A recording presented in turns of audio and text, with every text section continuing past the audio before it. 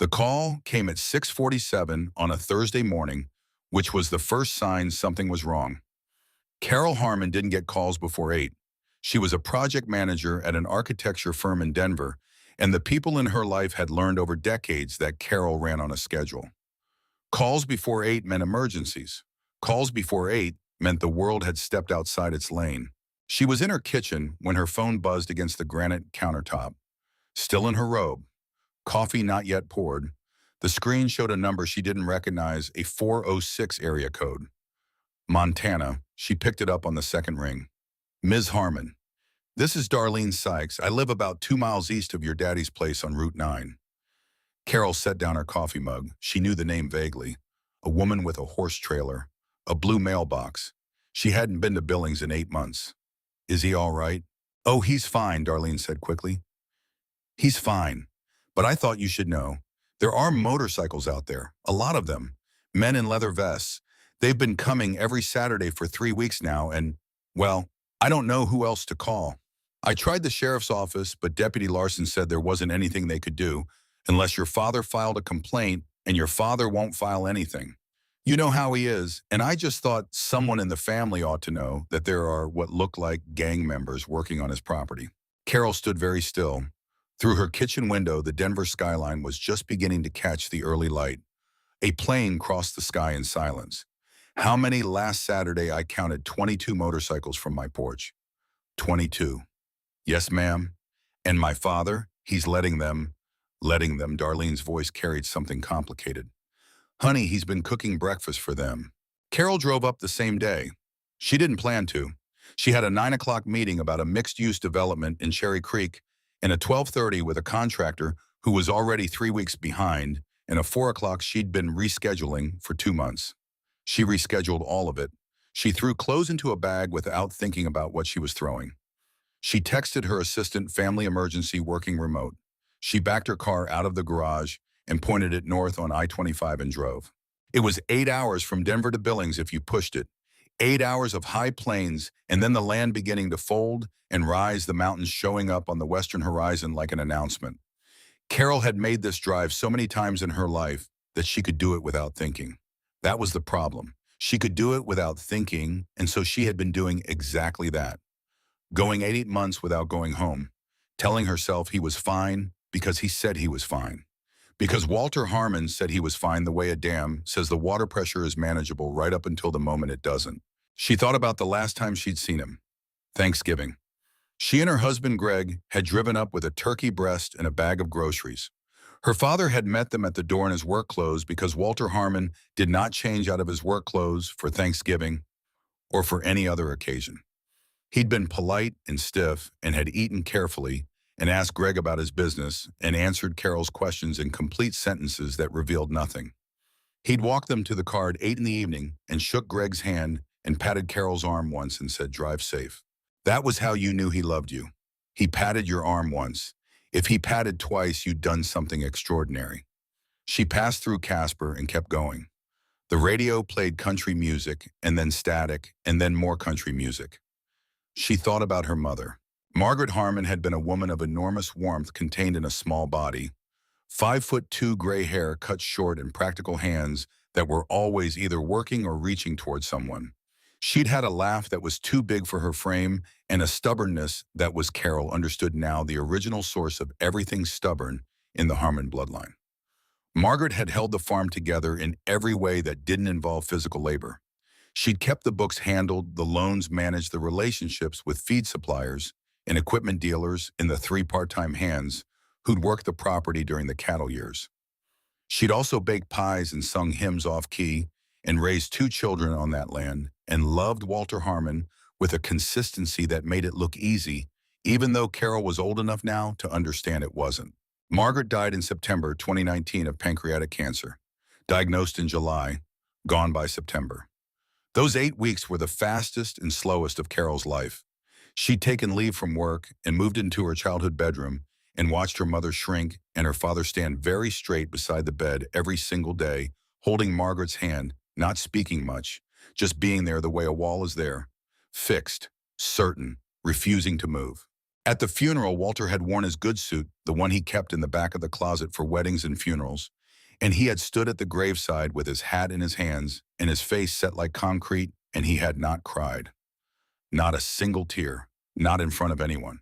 Carol had cried enough for both of them. After the funeral, she'd stayed another 2 weeks. She'd cleaned the house and filled in the freezer and gone over the farm finances with her father at the kitchen table, and that was when she'd first understood how bad things were. The cattle operation had been winding down for years. Walter had sold the herd, slowly 20 head. 1 year, 15 the next, until there was nothing left but the land and a barn full of equipment that was slowly rusting into the ground. The farm income was essentially zero. They were living on Social Security and a small pension from the county co-op and whatever was left of savings that had been depleted by Margaret's medical bills.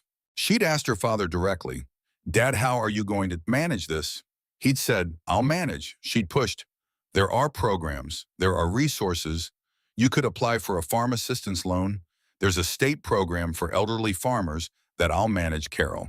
And he had looked at her with those eyes, the gray-green eyes that were identical to her own, and she had understood that the conversation was over, that it had been over before it started. Because Walter Harmon had been managing things on his own since 1973, when his own father died and left him the farm at 38 years old, and the idea that he would stop managing that, he would ask for help, that he would accept the framing of himself as someone who needed assistance, was as foreign to him as speaking a language he'd never heard. She'd gone back to Denver. She called every Sunday. The calls lasted 11 minutes on average. He was fine. The chickens were fine. A post down on the north fence, but he'd get to it. The tractor still wasn't running, but he had the part on order. He was fine. She had believed him because it was easier to believe him. She crossed into Montana just after 3 in the afternoon. The mountains were closer now, the sky a deep blue that only happens at altitude, and she felt the familiar tightening in her chest that came with this particular stretch of highway. Not dread exactly, not grief exactly. Something that lived between the two. The feeling of approaching a place that held too much of your life in it. A place where every corner had a memory attached, and the memories were beautiful and heavy at the same time. Her brother Danny had loved Montana with the specific intensity of a person who knew they were going to leave it. He'd known from age 12 that he was going to join the Army. He'd announced it at dinner one night, and Walter had said, "Pass the salt," and Margaret had set down her fork and stared at the wall for 30 seconds, and then picked it up again, and nobody said anything more about it until Danny was 17 and started bringing home the recruitment brochures. He joined at 18, did 3 tours, Afghanistan first in 2003, and then again in 2006 and 2008. He called home every 2 weeks from wherever he was, and those calls were the high points of Margaret's life during those years. Carol could remember her mother's face when Danny called. The way she lit up, the way she laughed too loud at things that probably weren't that funny, because the relief of hearing his voice made everything funnier. Danny was killed in Kannar Province in October 2009. An IED. He was 25 years old. The Army sent a chaplain and a casualty notification officer. They came to the farm in dress uniforms on a Tuesday morning. Walter had been in the barn. He'd walked out and seen them coming, and he'd stopped in the middle of the driveway and stood very still for what Carol was told was almost a full minute before he walked toward them. Carol had been in Denver. She'd gotten a different kind of call. She'd driven up. The farm felt like it was made of glass for weeks after. Everything fragile, everything breakable. Walter had moved through it like a man who'd decided the only way to survive was to keep moving, so he moved. He woke up at 4:45. He fed the animals. He fixed what needed fixing. He did not stop long enough to shatter. Margaret had grieved openly, the way women are sometimes permitted to, and men are not, and it had taken years, but she had found her way back to herself. Walter had grieved differently, quietly, in a way that was invisible from the outside, but was, Carol understood now, continuous, unending, a low-grade fever that never broke.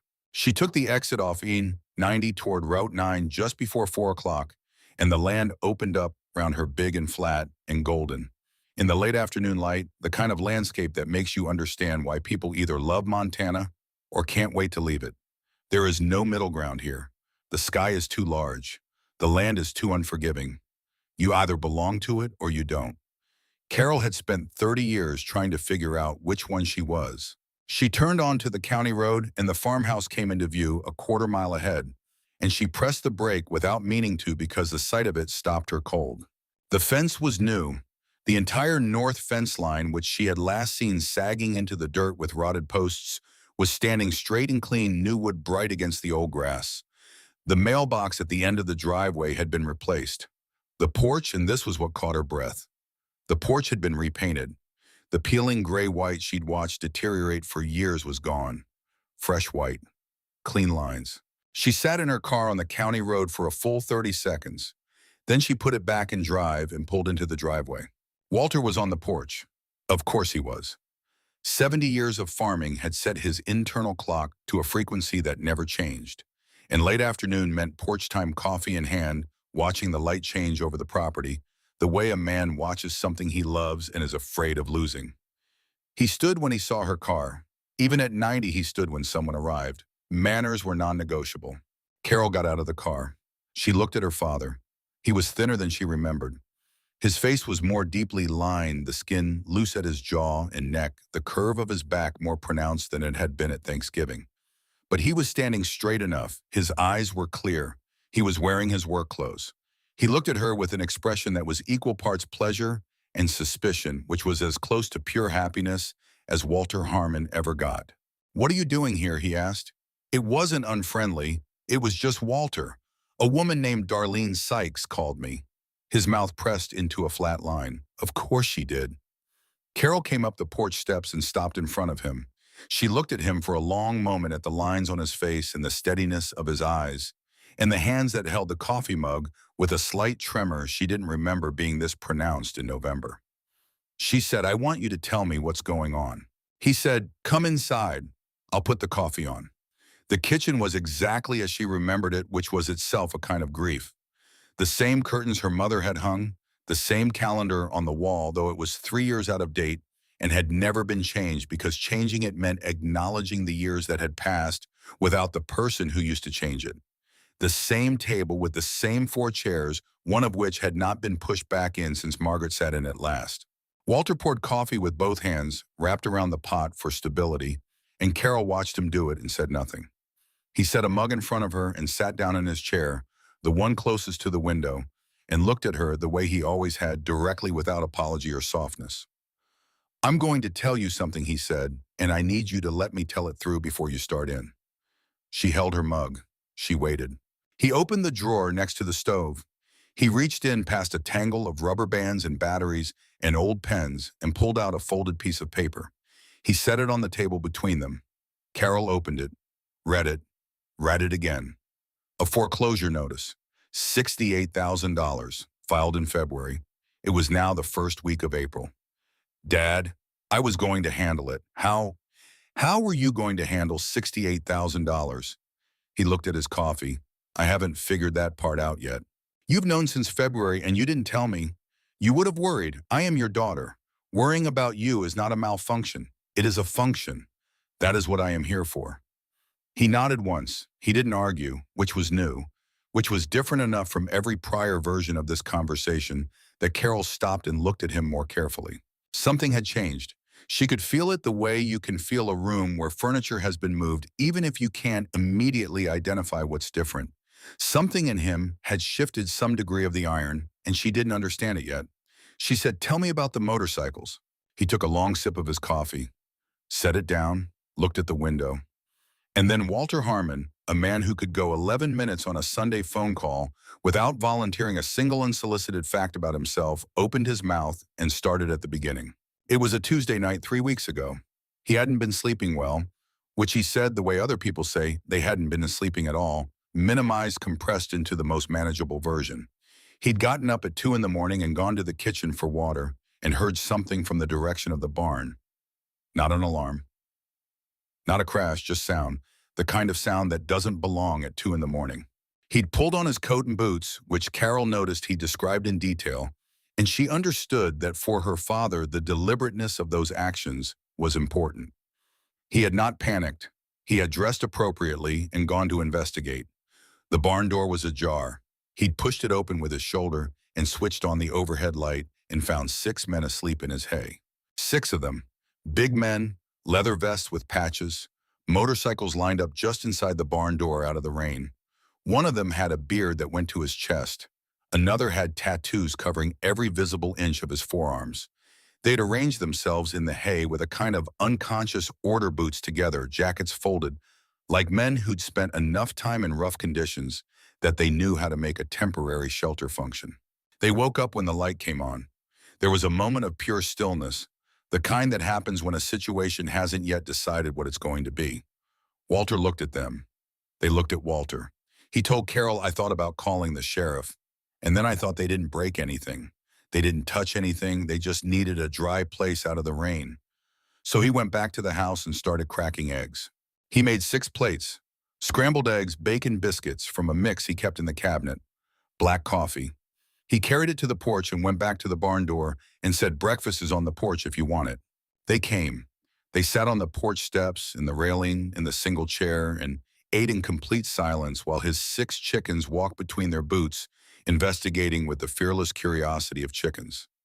When they were done, the big one with the beard said much obliged, and they went back to the barn and rolled their bikes out one by one and left. That was it. That was the whole story as Walter had understood it then. Carol listened to all of this. She said, and they came back. He said the following Saturday, he told her about the fence, how they'd pulled into the driveway with a pickup truck full of fresh posts and wire and tools, without asking, without explaining. How he'd come out in a temper and told them he didn't need charity and he didn't need anyone feeling sorry for him. And the big one had looked at him and turned back to his work without a word. And Walter had stood in his own yard with his mouth open and then turned around and gone inside. And here, for the first time in the telling, something crossed Walter's face that wasn't quite the story. A small thing, a flicker, like a man who'd thought he was done being surprised by his own reactions and had discovered he wasn't. He said, "I pulled out your mother's skillet." Carol went still. "That big cast iron one, 12-inch, he paused. "I don't know why. It just felt right, like I was supposed to cook something." She looked at her father's face. He was looking at the table. That skillet had been on a high shelf for 2 years. Carol knew because she tried to take it down at Thanksgiving to use it for the turkey, and Walter had said quietly but with a finality that closed the subject entirely, "Leave that one up there." The skillet had been Margaret's. It was the one she'd used for Sunday breakfast when Carol and Danny were small, when the mornings were long and easy, and the farm was full and nobody had yet learned what was coming. It was the one she'd seasoned every few months with a thin coat of oil, the one Carol had watched her dry over the stove burner with practiced efficiency. The one that was in whatever way objects accumulate, meaning the physical center of everything that had been good about that kitchen. He said, "I made lunch for 6 men I'd never met, and they ate it, and they fixed my fence, and they left, and the fence was better than it had been in 15 years. Carol looked out the window at the north fence line, straight and solid in the late afternoon light. Then the next Saturday, 14 men in the roof. He told her about the roof, how they'd arrived at 8 in the morning with materials and tools and climbed up there and worked for 9 hours straight and came down at the end of the day for the lunch he'd made them and left when the light was going. How the sound of their boots on the roof had filled the house all day, and he'd sat in the kitchen with his cat and listened to it and felt in a way he couldn't entirely explain, like the house was being held rather than worked on. Like something was being restored that wasn't just shingles. Carol said, "When was this?" "Which Saturday 2 weeks ago?" "And then this past Saturday?" 22. He said they planted the north field. She didn't say anything. He said all 40 acres. They brought seed and tillers and worked until dark. I made dinner for 20 people. Used every pot in the house. Carol looked at her coffee. She picked it up, set it down without drinking. She said, "Dad, I need to ask you something, and I need you to answer me honestly." He waited. "Are you all right?" "Not fine. Not managing. Are you actually all right?" He was quiet for a long time. Outside, the light was changing, going golden and long, the way it does in Montana in early spring, and the chickens were making their evening sounds in the yard, and the property looked different from how it had looked in November, and different from how Carol had been picturing it in her head over 8 months of 11-minute Sunday calls. He said, "I'm better than I was." She said, "What do you mean?" He said, "I mean I've been worse and I didn't tell you, and I should have." He looked at his hands. I should have told you things were bad. I kept waiting for it to get better on its own, and it didn't. This was more honesty than Walter Harmon had delivered in a single sitting in longer than Carol could remember. It sat between them on the table like something fragile, and neither of them moved toward it or away from it. She said very quietly, "How long has it been this bad?" He looked at the table. "Since about 6 months after your mother died." She felt something crack open in the center of her chest. Not break, crack. The way a bone cracks under pressure, still holding, but changed. She said, "Dad, I didn't want you to worry. You said that already." "I know." He looked at his hands. "She'd have scolded me for it. She always said I was too proud." He almost smiled at that almost, and the nearness of it hurt Carol more than the absence. She'd have been right. She usually was. They sat in silence for a while, the kind of silence that doesn't need to be filled. Then Carol said, "I want to meet them." He looked up. "The men who've been coming here. I want to meet them Saturday," Walter said. "Come back Saturday." She didn't go back to Denver. She drove to a motel in Billings, a clean one near the highway, and she checked in and sat on the edge of the bed in her road clothes and stared at nothing for about 10 minutes.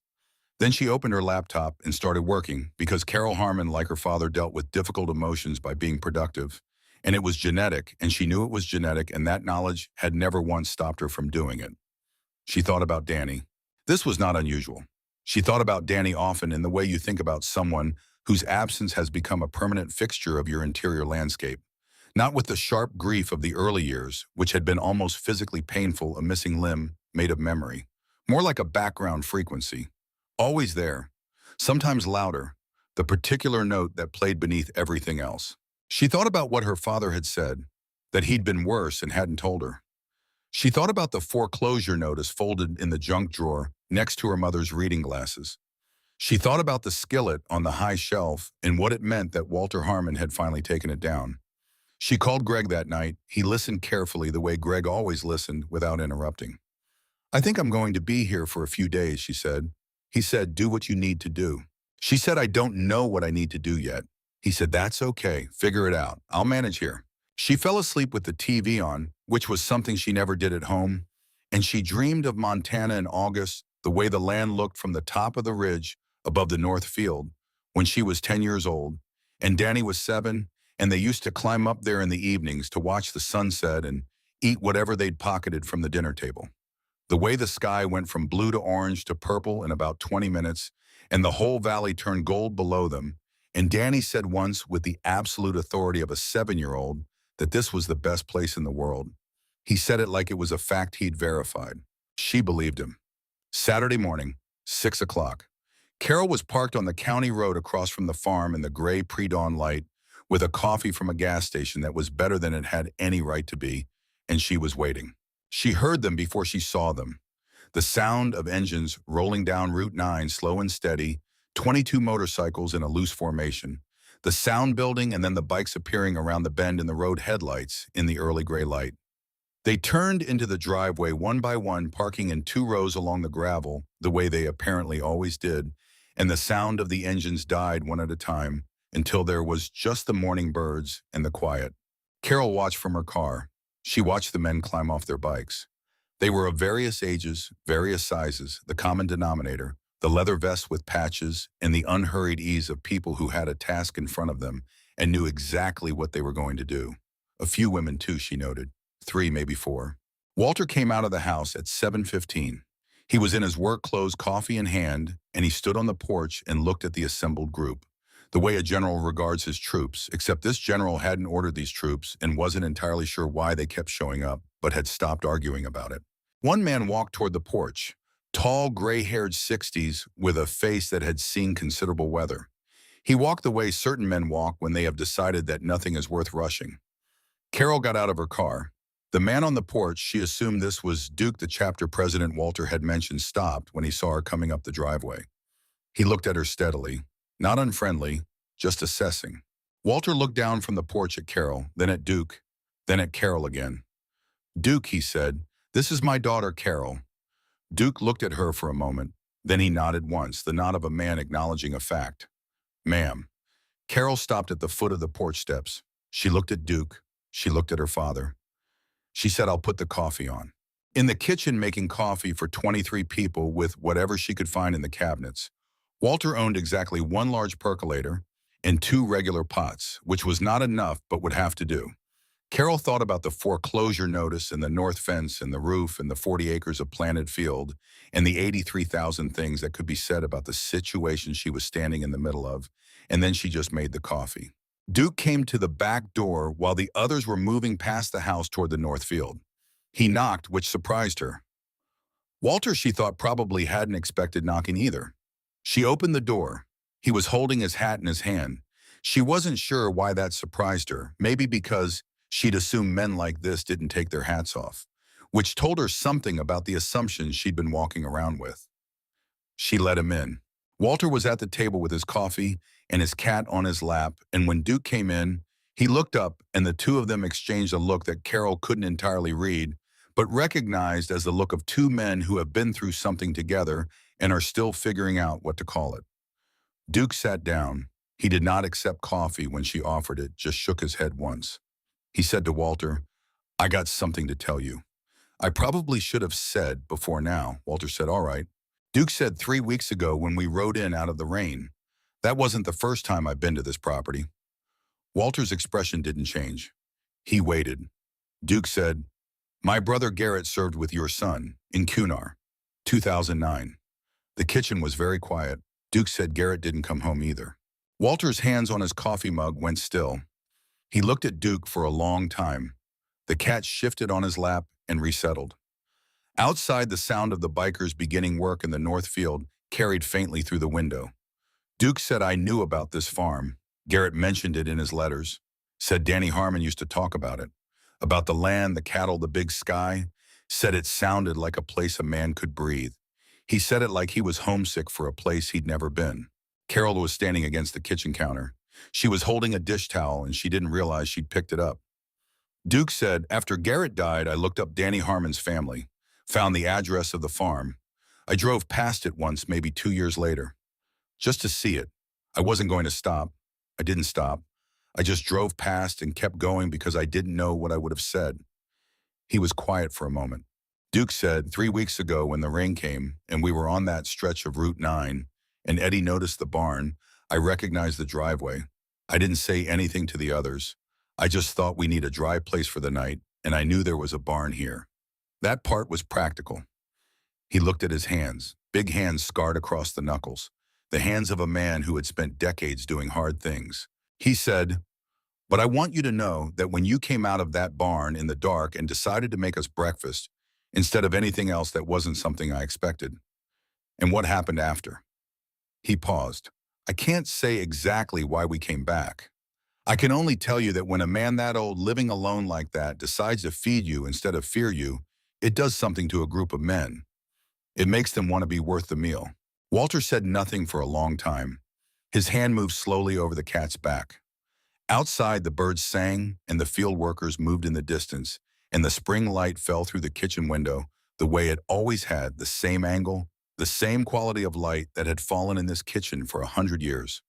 Then Walter said quietly, "Garrett, what was he like?" And Duke told him. Carol moved to the chair across the table and sat down without saying a word. She listened to Duke talk about his brother the way you listen to someone describe something irreplaceable, with all of her attention, with everything she had. She thought about Danny. She thought about the way Danny used to eat his eggs at this same table, shoveling them in too fast the way teenage boys eat, while Margaret scolded him about chewing and Walter pretended to read the paper. She thought about the last time she'd sat in this kitchen with Danny the Christmas before his final deployment, and how he'd sat right there in that chair and talked about the mountains around Kunar province with a kind of reluctant wonder. How he'd said the country was beautiful in a way that made you angry because beautiful things weren't supposed to be dangerous. She thought about the folded paper in the drawer, about her father living inside that secret for 2 months, about the skillet on the high shelf finally brought down. She sat in her childhood kitchen and listened to two men talk about two brothers who hadn't come home, and outside the engines had gone quiet, and the only sound was work, steady and rhythmic, the sound of people doing something that needed doing. When Duke finally stood to go, he said to Carol, "Your father's a good man." She said, "I know." Duke said he wouldn't let us help him at first. He wanted to throw us off the property. She almost smiled. That sounds about right. Duke put his hat back on. He said he reminded me of my dad, stubborn in the exact same way, like they both got the manual and memorized the same wrong page. Walter from the table without looking up, I can hear you. Duke said, good. Then he walked out the back door. Carol looked at her father. He was looking at his coffee. His hands were trembling slightly against the mug. The cat purred on his lap. The kitchen was full of morning light. She said, Dad, I have to ask you something. He looked up. She said, Danny's watch, the one they sent back with his things. Do you still have it? Very long pause. Walter said, upstairs. She said, can I see it? He looked at her, the gray-green eyes so much like hers, and in them something she hadn't seen in years. Not quite openness, more like the approach of openness, the threshold of it. A door that had been closed a long time cracked just slightly by the weight of the morning.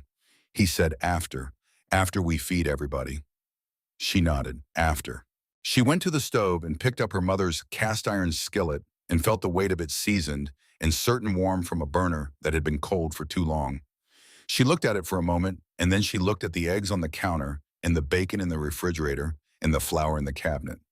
She said, how many eggs do you have? Walter said, enough. She cracked the first one into the pan, and the sound it made against the hot iron was exactly the sound she remembered from every Saturday morning of her childhood, and the smell of it followed immediately, and she stood at her mother's stove in her father's kitchen on a Saturday morning in April, and she cooked. Walter didn't move from his chair. He watched her the way he'd always watched the women in his family cook, with a particular quality of stillness. Not passive, not idle, but the stillness of a man paying complete attention to something he valued. The cat kernel shifted and settled, and the percolator began its rhythm on the back burner, and outside the sounds of the Northfield work came in waves, voices, the distant mechanical sound of the tiller boots on packed earth. Carol worked without speaking. She found the plates in the same cabinet they had always been in. She found the salt and pepper, where they'd always lived next to the stovetop. She found a wooden spoon her mother had used for 30 years, the handle worn smooth in exactly the place Margaret's grip had been, and when she wrapped her hand around it, it fit her own hand so precisely that she had to stop for a moment and look at nothing. She said without turning around, how long were you not eating properly? From the table, Walter. I eat. She turned to look at him. He held her gaze. There was something in his face that was not quite sheepishness, because Walter didn't do sheepish, but was adjacent to it, in the same neighborhood. She said, I found 3 cans of soup and some crackers in the cabinet, Dad, and eggs and flour. He said, I've been eating. She said, what? Pause. He said, oatmeal, bustust, eggs. I don't need much. She turned back to the eggs. She pushed them in the pan with the worn spoon. She said, when Darlene Sykes called me, she said, you'd been cooking for 20 people. He said, that's different. She said, how is that different? He thought about it for about 3 seconds, which was longer than Walter Harmon usually took to form a response. He said, cooking for yourself is a task. Cooking for other people is a reason. She absorbed that. She didn't know what to do with it exactly. She set it aside and kept working. By 8 o'clock, she had plates laid out on every flat surface available. The kitchen table, the porch railing, the tailgate of a pickup truck that belonged to one of the bikers. 23 breakfasts, which had required 3 pots, both baking sheets, the large cast iron, and the small one she'd found hanging on a hook near the back door, and every last egg in the house. She'd found a tin of coffee in the back of the cabinet that was older than she would have liked, but still smelled like coffee, and the percolator had been going for an hour. The men and women came in from the field in small groups, faces, dusty, hands dirty. They came to the porch the way people come to a table they have been invited to, without ceremony, without fuss, picking up plates and finding somewhere to sit. The porch, the steps, the yard, leaning against the fence that was no longer falling down. Carol stood in the kitchen doorway and watched. She was trying to reconcile the image in front of her with the phone call she'd gotten 4 days ago. The image Darlene Sykes had painted gang members dangerous, and this reality, 20-some people eating eggs on her father's porch in the morning sun, a few of them talking quietly. Most of them simply eating the way people eat when they've been working hard and the food is good, and there's nowhere to be but here. A young man, maybe late 20s, sat on the porch railing near the door. He had an open face more boyish than the other's hair that could have used a cut, and a jacket that was a little too big for his frame, like it had belonged to someone else first. He was eating with the focused appreciation of someone who didn't take meals for granted, not wolfing it down, just paying attention to it. Carol said, "I'm Carol, Walter's daughter." He looked up, said Roach. She waited. He seemed to understand she was waiting for more. He said, "Real name's Eddie, Eddie Marsh. The other guys started calling me Roach years back because I can sleep anywhere." He gestured toward the barn. "Case in point." She said, "How long have you been riding with?" He said, "5 years." He took another forkful. "This is really good, ma'am." She said, "Thank you." He said, "I'm not just saying it. The eggs. Your dad's been cooking for us for 3 weeks and he's good. But these," he paused, holding the fork, "these taste like something specific, like somebody's kitchen, not just food." She looked at him. He was looking at the plate with an expression of genuine recognition, the way you look at a smell that brings back a place. She said, "My mother used to make breakfast like this on Saturday mornings." He looked up at her. His eyes were an ordinary brown. Nothing remarkable, but there was something in them that was paying more attention than young men usually paid. He said, "My mom wasn't around much when I was a kid." He said it simply, without self-pity, the way you state a weather fact. "I spent some time without a place to sleep when I was about 22. He paused. "This is going to sound strange." She said, "Go ahead." He said, "I was passing through Billings. Broke down, actually different bike, worse shape than the one I've got now. I had $20. It was February. A woman found me sitting outside a diner. She brought me in and bought me breakfast and let me use her phone and called someone she knew who could fix the bike." Carol went very still. He said, "I never knew her name. She didn't offer it and I didn't ask. I was 22 and embarrassed and not very good at accepting help." He looked at his plate. She just said, "Everybody needs a warm meal sometimes." Carol said very carefully, "What did she look like?" He described her. Small, gray-haired, cut short, a red coat, laugh lines, the way she'd fussed at him to eat faster because it was getting cold. Carol turned and looked through the screen door at her father. Walter was still at the kitchen table. He was looking at his hands. The cat had moved to the windowsill. The morning light came through the window and fell across the table the way it always had. The same angle, the same quality, and in it, Walter Harmon looked like what he was, a very old man who had outlasted almost everyone who knew him as young. Carol stepped back inside. She went to the table and sat down across from her father. She said, "Dad." He looked up. She said, "Eddie Marsh, the young one, Roach. He was in Billings 5 years ago." February. A woman bought him breakfast and called someone to fix his bike. Walter looked at her for a long time. She said, "That was Mom, wasn't it?" He was quiet. She said, "Dad." He said finally, "She didn't tell me his name. She just said she'd found a young man in trouble and helped him out. You know how she was. She would have found it strange to mention it. It wasn't a production to her. It was just what you did." Carol stared at her father. The enormity of it moved through her slowly, the way large things move. Margaret, in her red coat at a diner counter in Billings, finding a 22-year-old who'd come unstuck from his life, buying him eggs and making a phone call. Dying 6 months later, without knowing what that small act had set in motion. Without knowing that 5 years on the young man she'd helped would show up at her husband's farm as part of a group that was impossibly saving it. The world was not supposed to be this precise. The world was not supposed to close circles this exactly. And yet, she said, "He doesn't know." Walter, "No." She said, "Are you going to tell him?" Very long pause. Walter looked at the window, at the north field where the work was continuing, and the morning was brightening, and the young man on the porch railing was finishing his eggs and looking at the mountains. Walter said, "I don't know yet." Carol sat back. She thought about her mother, about the red coat, about the laugh that was too big for her frame. She thought about what it meant that Margaret Harmon, who had never taken any action she considered remarkable, who had simply moved through her life looking for the small, useful things she could do, had left a thread in the world that was still pulling things together 3 years after she died. See, Walter, things grow back. Carol didn't say anything for a while. Then she got up and refilled her father's coffee, doing it carefully because the pot was heavy and his hands were shaking. And sometimes the kindest thing you can do for a proud man is make sure the task is already done before he has to ask. She set it down in front of him. She sat back in her chair. Outside, the fieldwork continued. The sun climbed. The chickens investigated the boots of people who were no longer afraid of them. The north field, dark and planted, waited for what was coming. And Carol Harmon, who had driven 8 hours in a panic based on a phone call from a neighbor who had arrived expecting damage and found something she hadn't expected and couldn't yet name, sat at her parents' kitchen table and looked at her father's face and understood that she was going to be here for more than a few days. She was going to be here until whatever this was finished itself. She didn't know what that meant or how long it would take. She only knew that some things, once you've seen them starting, you don't walk away from. Her father looked at her across the table and something moved between them. An acknowledgement or recognition. The particular understanding that passes between two people who have been circling each other with great care for a long time and have finally unexpectedly come close enough to actually see each other. He said, "There's a room made up." She said, "I know." He said, "Your mother kept it that way." "Ready?" She said, "I know, Dad." He looked at his coffee. She looked at hers. Outside, the work went on and the sun went higher and the morning did what mornings do, move forward, regardless, indifferent to the weight of what was carried in the kitchen below it. She thought, "I should have come sooner." She thought, "I didn't know how." She thought, "That's not enough of an excuse." She thought, "You're here now." And she was. She was here now.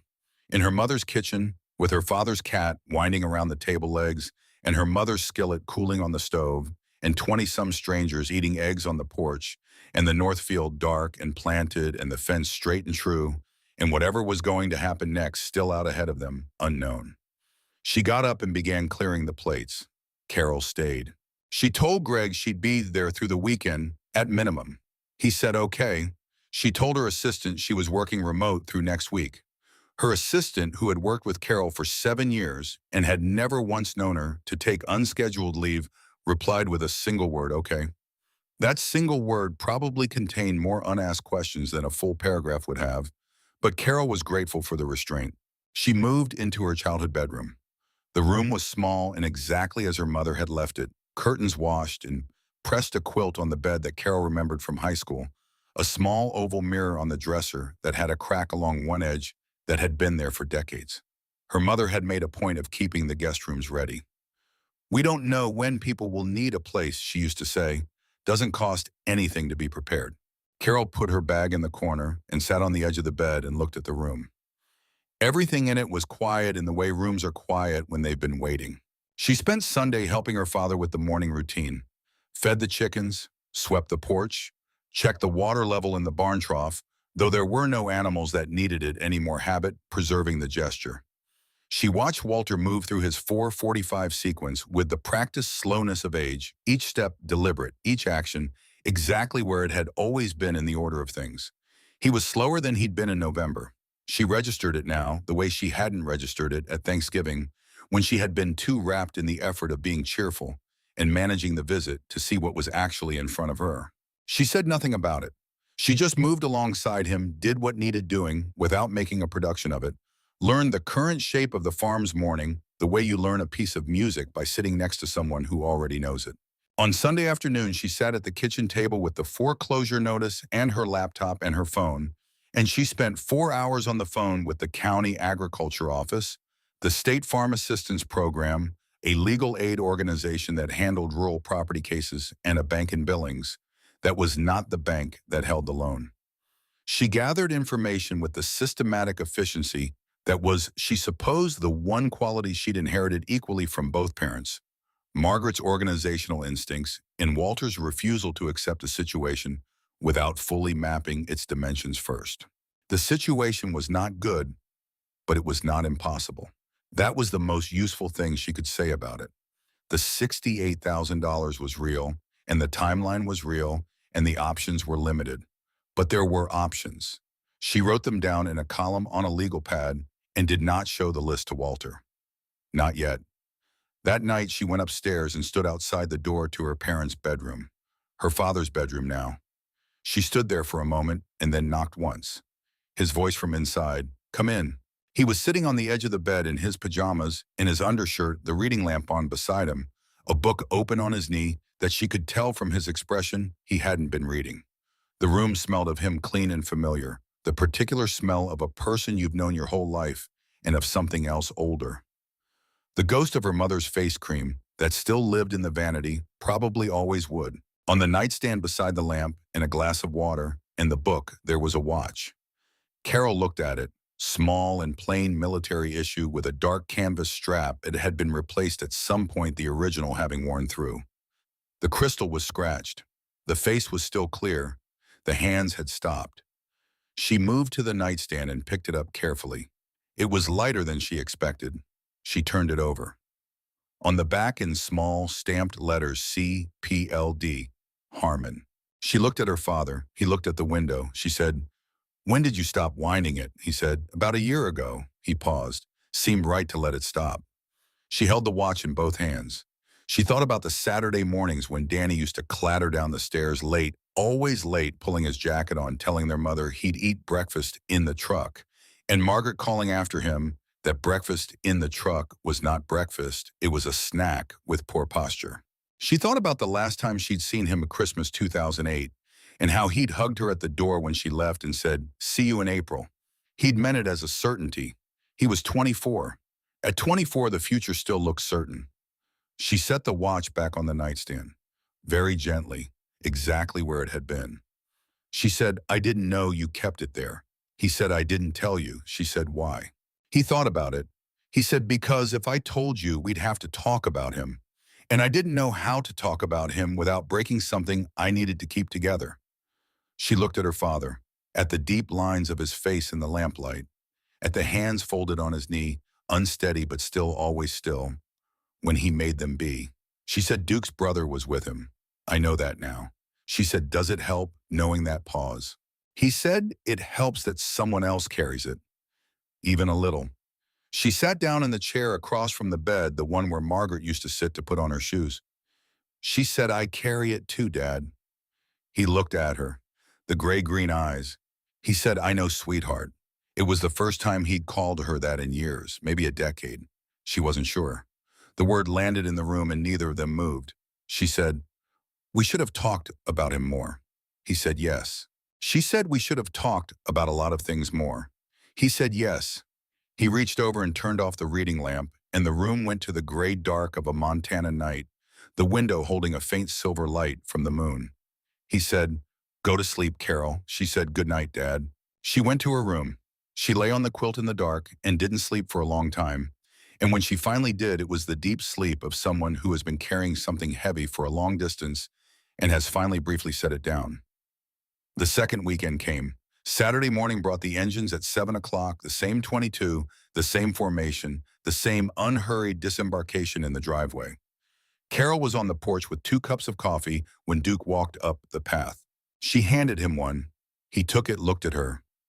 She said, "I have a question for you." He waited. She said, "The first 3 weeks before I got here, were you planning to tell my father about Garrett? Or was that going to stay private?" Duke drank his coffee, looked at the north field where the green was already showing faint and thin, but there the first tips of whatever had been planted coming up through the dark soil. He said, "I didn't know what I was going to do. I'd been sitting on it for 15 years. She said, "What changed?" He said, "When he made us breakfast that first morning." He looked at his cup. "I'd driven past this farm before. I told myself I was paying a kind of respect, just acknowledging the place where Garrett's friend had come from. But I never stopped, never knocked on the door, never had anything to say." He paused. He said, "That morning when the light came on in the barn and that old man walked in and looked at 6 men sleeping in his hay and didn't reach for a phone, didn't get angry, just stood there and thought about it and went back to his kitchen. Something about that." He looked at the field. He said, "My brother was that kind of person. Quick to help, slow to fear. He would have done the same thing that man did." Carol said, "So you came back." Duke said, "So we came back." She thought about that for a moment. She said, "How much did it cost? The fence posts, the roofing materials, the seed?" He said, "Don't worry about that." She said, "I'm asking." Long pause. He said, "Between everything, maybe $800–900. But the labor was the thing. We've got guys who do roofing, guys who do fence work, guys who were raised on farms. It wasn't charity. It was an application of skills we already had." She said, "I want to contribute." He said, "You already are." He looked toward the kitchen window, where through the glass they could see Walter at the table with his coffee and his cat. You came here. That matters to him whether he knows how to say it or not. Carol looked at her father through the kitchen window. The back of his head, the slight curve of his shoulders, the stillness of him. She said, I should have come sooner. Duke said, yeah, well. He glanced at her. You're here now. She looked at him. He turned and walked toward the field without elaborating. That afternoon, while the bikers worked on the barn repairs, Carol drove into Billings. She did three things. She went to the county records office and made copies of the farm's title documents. She went to a hardware store and bought a new mailbox because the replacement one was already starting to lean. And she stopped at the florist near the courthouse and stood for a while in front of a display of spring flowers. And then she bought a small bunch of whatever was yellow because yellow had been Margaret's color, and she brought them back to the farm and put them in a glass on the kitchen table. Walter looked at them when he came in for dinner. He didn't say anything. He looked at them for about 4 seconds and then sat down. He said, your mother used to do that. Carol said, I know. He said she'd find them along the road mostly.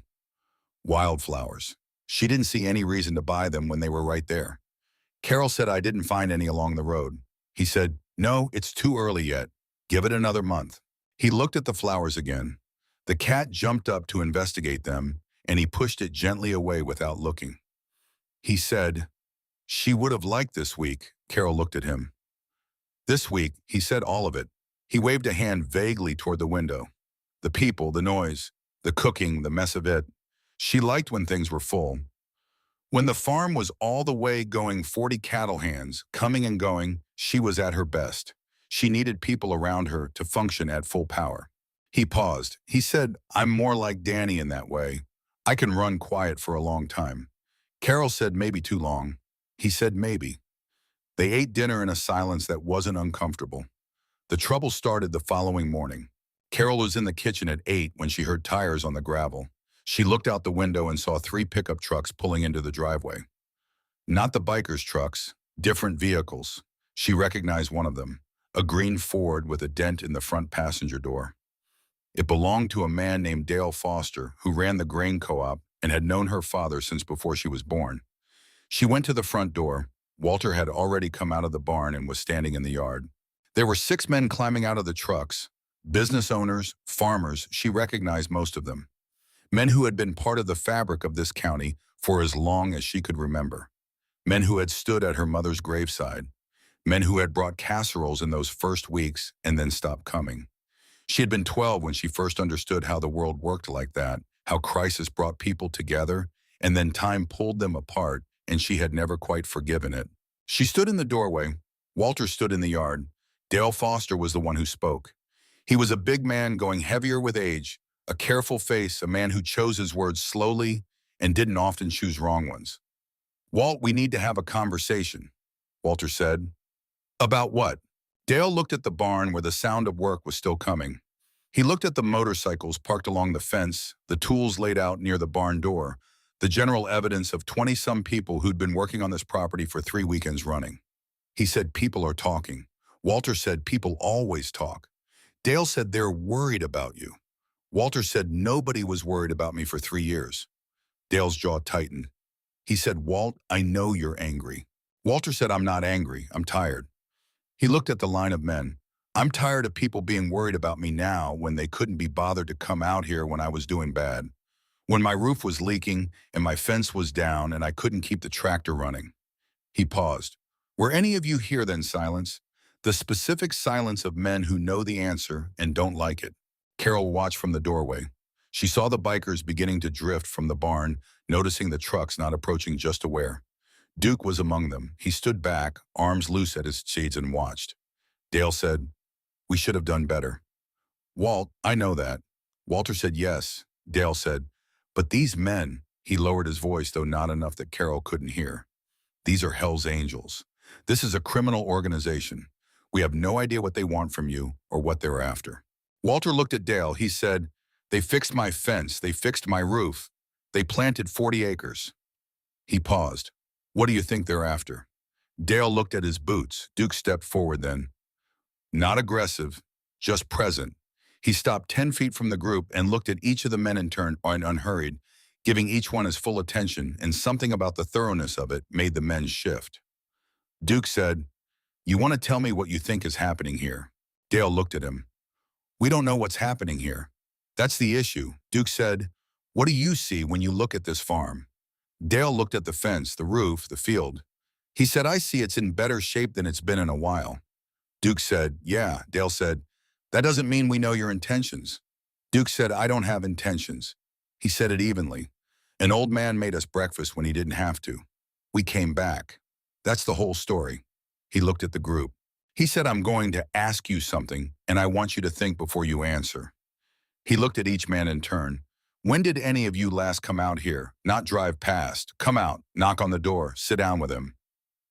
Nobody answered. Carol stepped off the porch. She walked across the yard and stood next to her father. She looked at Dale Foster and she said, I live in Denver. I called every Sunday. I thought he was fine because he told me he was fine. She paused. I should have come more often. That's on me. But the foreclosure notice is 2 months old and I didn't know about it until 4 days ago. She looked at the line of men. How many of you knew silence? She said, how many of you drove past this farm in the last year and saw the fence down and the roof in pieces and thought I should stop by? More silence. And in the silence, the shame was visible, the way shame is visible in the face of a decent person who has not done a bad thing deliberately, but has done it nonetheless. One of the men, younger than the others, maybe 40, said quietly, we should have done more. Carol said, yes, we all should have done more. She looked at Duke. And then some people showed up and did something. She paused. I'm not sure how we're the ones with the problem here. Dale looked at his hands. He said after a while, if he needs money, there are community resources. There are people in this town who, Walter said, the bank sent a notice in February. Dale, where were the community resources then? Nobody had an answer for that, not a good one. The men got back in their trucks. They left one by one and the sound of their engines faded down Route 9. And Duke walked back to the barn without comment, and Walter stood in the yard for a moment looking after the trucks. Carol stood next to him. She said, that was hard. He said, I've known Dale Foster for 50 years. She said, I know. He said, he's a good man. She said, I know that too. He said, he stopped. He forgot. She looked at her father. The word landed differently than it might have.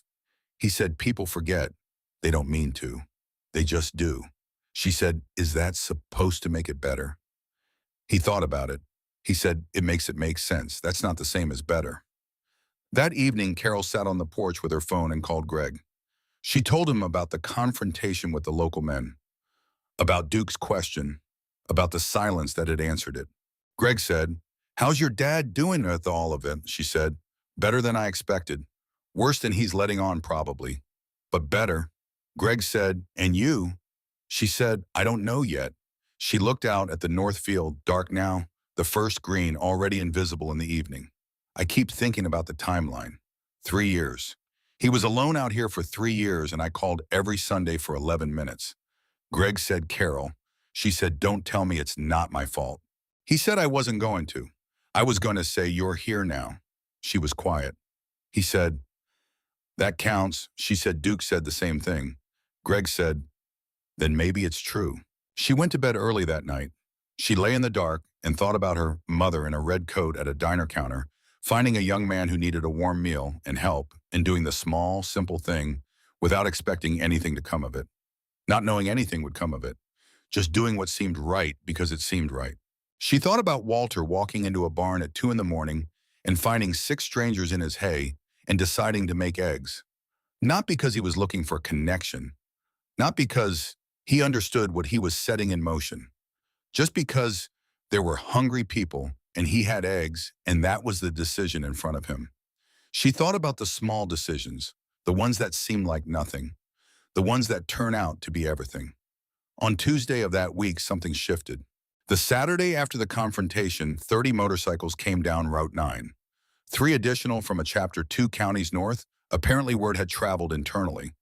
Duke said nothing about the new additions.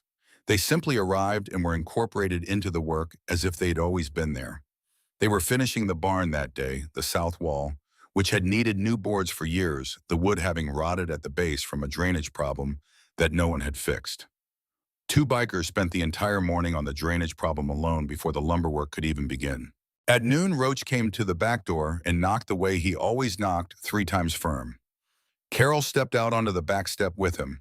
The morning was warm, the brightest day since she'd arrived. The mountains on the western horizon, clear and snow-capped and enormous.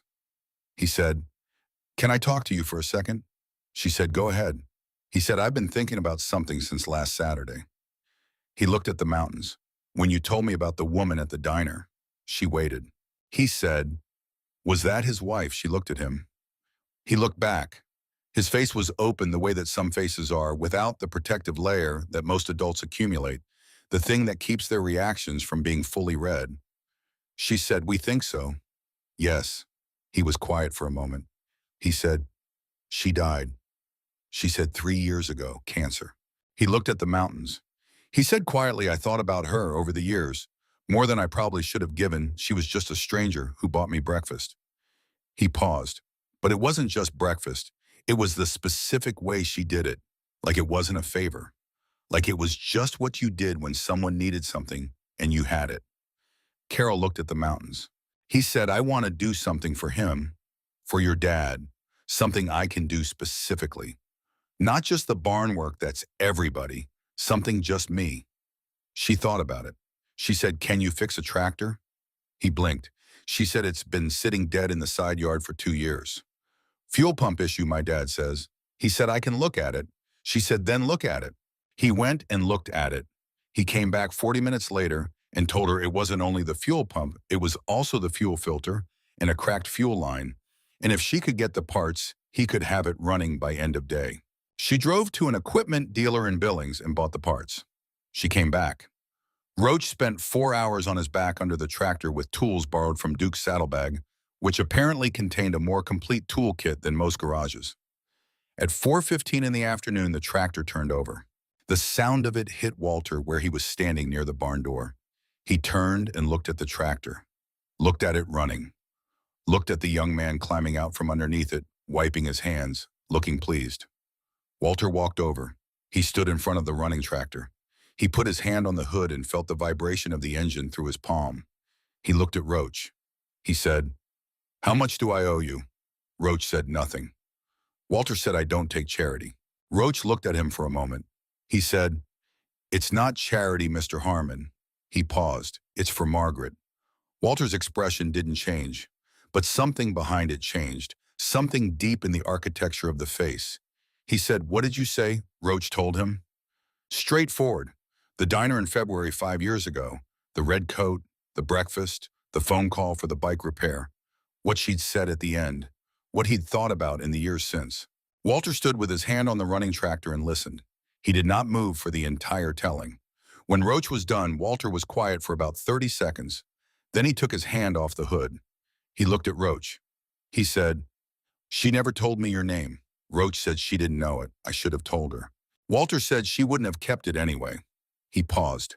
She didn't keep names. She kept faces. She remembered faces her whole life, but she was terrible with names, and she knew it, and she found it funny. Roach looked at the old man. He said she had a good laugh. Walter said yes, she did. There was a long silence. The tractor ran between them, the engine steady. Walter said, "Come have dinner." That evening, standing at the stove, making more food than two people needed for a table of 20, Carol watched her father and Roach sit next to each other on the porch steps and talk. She couldn't hear what they said. She didn't need to. She could see the shape of it from the kitchen window, the old man and the young one side by side in the last of the day's light, and the nature of the conversation visible in the quality of their stillness. This was not small talk. This was something else. She thought about Margaret, about threads, about how a person who is gone can still be doing something in the world because of what they did when they were in it. She turned back to the stove and finished making dinner. The following Tuesday, Carol drove into Billings for the second time that week. She had a meeting at the bank that she hadn't told her father about. The bank was a low building on the west side of downtown Plain and functional, the kind of building that wants you to remember it as serious rather than approachable. She'd made the appointment with a loan officer named Greta Soloway, who had the careful manner of someone trained to deliver difficult news in a contained way. Carol sat across from Greta and laid out what she knew. The farm's title, which was clean. The assessed value of the land, which at current Montana agricultural rates was well above the debt. The payment history before the difficulties started, which was spotless for 40 years. The fact that the farm had no mortgage against the physical land, only against the operating loan that had ballooned during the equipment failures in the years after Margaret's illness. Greta listened carefully. She said, Ms. Harmon, the bank's position hasn't changed. The debt is $68,000 and the foreclosure process is already underway. Carol said, I understand that. I'm asking what would stop it. Greta said payment of the debt would stop it, or a renegotiated repayment agreement if there's documentable income from the farm operation going forward. Carol said, define documentable income. Greta showed her what they'd need: evidence of an operating farm, planted acreage, a business plan, however basic, proof of crops in the ground. Carol thought about 40 acres of dark soil with green tips already showing. She said, I'll have documentation to you by end of next week. She drove home thinking about numbers. Her own savings were not nothing, but they were not $68,000 either. She and Greg had a retirement account and a house and a reasonable cushion, but nothing that would cover this without significant disruption. She had run the numbers 3 times and the answer was the same each time. Not comfortable, but there were other possibilities. Things she hadn't fully explored yet. When she got back to the farm, Duke's motorcycle was the only one in the driveway. He was on the porch with Walter, and they were both looking at the north field, and the quality of their silence was the comfortable kind, 2 men who had been through something together and didn't need to narrate it. Carol came up the porch steps. She said to Duke, I have a question for you. He looked at her. She said, the foreclosure. $68,000. Is there anything I should know about how people were thinking about that? Duke looked at Walter. Walter looked at his coffee. Duke said, what do you mean? She said, I mean that a lot of work has been put into this farm over the last 3 weeks. A lot of people have been here every weekend, and nobody has mentioned the notice in the drawer. Duke was quiet. She said, I'm not asking for anything. I'm asking if there's a conversation I'm not part of. Long pause. Duke looked at the field. He said, people feel things when they do this kind of work. When they fix a fence or lay a roof, something gets in. He paused. Some of the guys have been talking. What it would mean for this to fall apart after all this.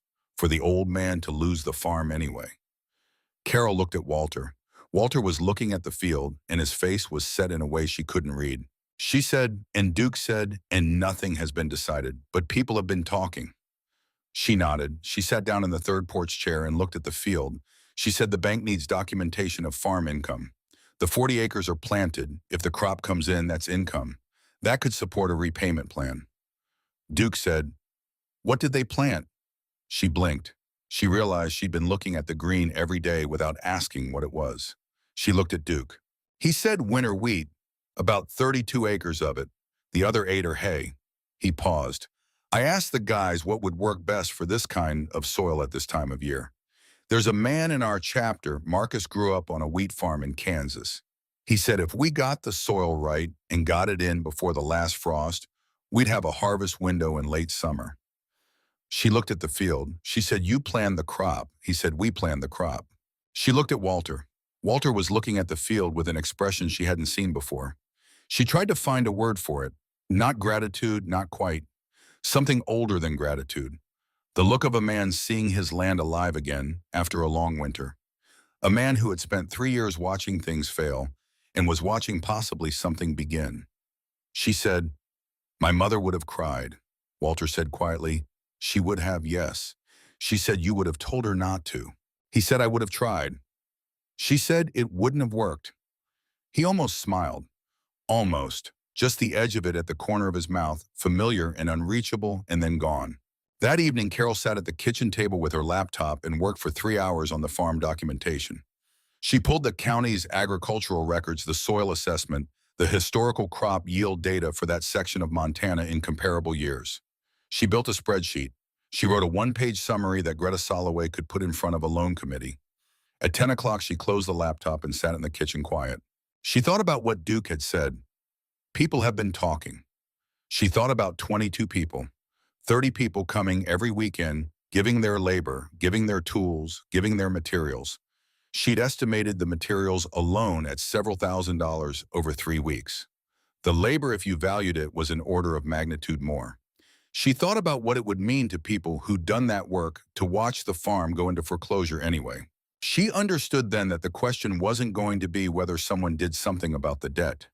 The question was going to be whether she allowed it, whether Walter allowed it, whether the man who had spent 90 years operating on the principle that you did not accept charity would find a way to accept something from people who by any reasonable measure weren't offering charity. They were offering a return. He had made them eggs. That was the whole beginning of it. He had opened his kitchen at 2 in the morning and cooked for strangers because they were hungry, and he had food. He hadn't expected a return. He hadn't wanted one. But here it was arriving anyway in the form of fence posts and roofing nails and tractor parts and winter wheat, in the form of men and women giving a Saturday to a 90-year-old man they didn't know, in the form of a debt quietly growing smaller in the conversations on the drive home. She went to bed. She lay in the dark. She slept quickly, the deep sleep of someone who has been doing hard things and is learning to trust that they're the right things. 3 days later, on a Thursday afternoon, a silver sedan Carol didn't recognize pulled into the driveway. She was on the porch when she saw it. The man who got out was in his 40s, in dress slacks, in a button-down shirt, carrying a single piece of paper, and he walked up the driveway with the particular gait of someone delivering information they're not sure how to deliver. Walter came out of the house behind her. The man said, "I'm Tom Whitfield, Billings Valley Bank." Walter said, "I know who you are, Tom. Come up." Tom came up the steps. He held the piece of paper in both hands carefully, the way people hold things that feel significant. He said, "Walter, I have something you need to hear." Walter said, "All right." Tom said, "Yesterday morning a cashier's check arrived at the bank for $68,000, made out to settle your outstanding loan balance, account number 4471. The porch went absolutely still. Tom said, anonymous, "No name on the check, no return address, no note. The check cleared this morning. Your balance is zero. The foreclosure proceeding has been withdrawn." Walter didn't move. Carol looked at her father and watched his face do something complex and slow, the way a landscape changes when a cloud moves across the sun and then moves away again. Tom said, "I realize this is unusual. If you have questions about the legal aspects," Walter said, "do you know who sent it?" Tom said no. The bank has no obligation to investigate a voluntary payment. It's clean and it's clear. Walter looked out at the north field. Carol said, "Was it a single check?" Tom said, "Yes. One check, full amount." She looked at the field. The green was more visible now, 3 weeks of growth, the thin tips becoming something definite. She looked at the barn with its new south wall. She looked at the fence straight and certain along the property line. She looked at the tractor in the side yard, capable now, the engine rebuilt by the hands of a young man who had been carried 20 miles further down the road of his life by a woman in a red coat. She said, "Thank you for coming to tell him in person." Tom nodded. He shook Walter's hand and walked back down the driveway and drove away, and the sound of his car faded and the farm was quiet the way it always was in the afternoon. Carol looked at her father. Walter was looking at the north field. His hand was on the porch railing. She could see the slight tremor in it from where she stood. He said after a while, "I think I know who sent it." She said, "The whole chapter." He said, "That's what I think." She said, "Duke won't tell us." He said, "No." She said, "Are you going to ask?" Very long pause. He said, "No." She looked at him. He looked at the field. He said, "There's such a thing as a gift that you accept without taking it apart to see how it works. You take it apart, you ruin it." He paused. "Your mother used to say that." Carol looked at the field, the green and the dark soil and the mountains beyond it, white-tipped and certain. She said, "She was right." He said, "She usually was." They stood on the porch together. The afternoon light moved across the land the way it always had, slow and golden, indifferent and beautiful, and the farm held it the way the farm had always held it, with the patient acceptance of something that has been here a long time and intends to remain. Walter reached over without looking at her and patted her arm once, twice. Then he took his hand away and wrapped it around his coffee mug. Carol stood very still. She thought she might cry. She didn't. She said, "I should have come more often, Dad." He said, "Yes." She said, "I'm going to." He said, "Good." They watched the field together. The mountains held the last of the afternoon light in their snowfields, brilliant and cold and far away, and the farm below them was green and beginning, and there was no one to see it but the two of them, and that was enough. May came in hard the way it does in Montana, a week of cold rain, followed by a week of sun so clear and complete that you had to squint to look at the mountains. The Northfield had moved from thin green tips to something definite and real. Winter wheat standing 6 inches now in the good dark soil, moving in the wind with the specific sound of growing things. The soft, continuous rushing that Carol had heard as a child and had forgotten entirely until she stood at the edge of the field one morning, and it came back to her all at once, like a word she'd been trying to remember. She stood there for a long time. Behind her, the farmhouse held its new roof against the morning light. The fence ran straight and clean along the property edge. The barn was solid. The tractor sat in the side yard, capable of going anywhere it needed to go. The farm looked from the outside like a farm that was being run, like a farm that was going to be here next year and the year after that. She hadn't gone back to Denver yet. This was a fact she kept waiting to feel more conflicted about. She had a job. She had a home, a husband who missed her in the quiet way Greg missed things, not with declarations, but with the particular quality of his voice on the phone at night. She had a life in Denver that she'd spent 30 years building. But she also had this. She'd worked it out with her firm. Remote work was possible, had been possible for years. She'd just never taken advantage of it because she'd equated her physical presence at the office with her value. There, a confusion she recognized now as her father's stubbornness translated into professional life. She'd talked to Greg. He'd said, "Stay as long as you need to." He'd meant it. She knew he meant it because Greg said things he meant and didn't say things he didn't. She called it a trial, staying through May.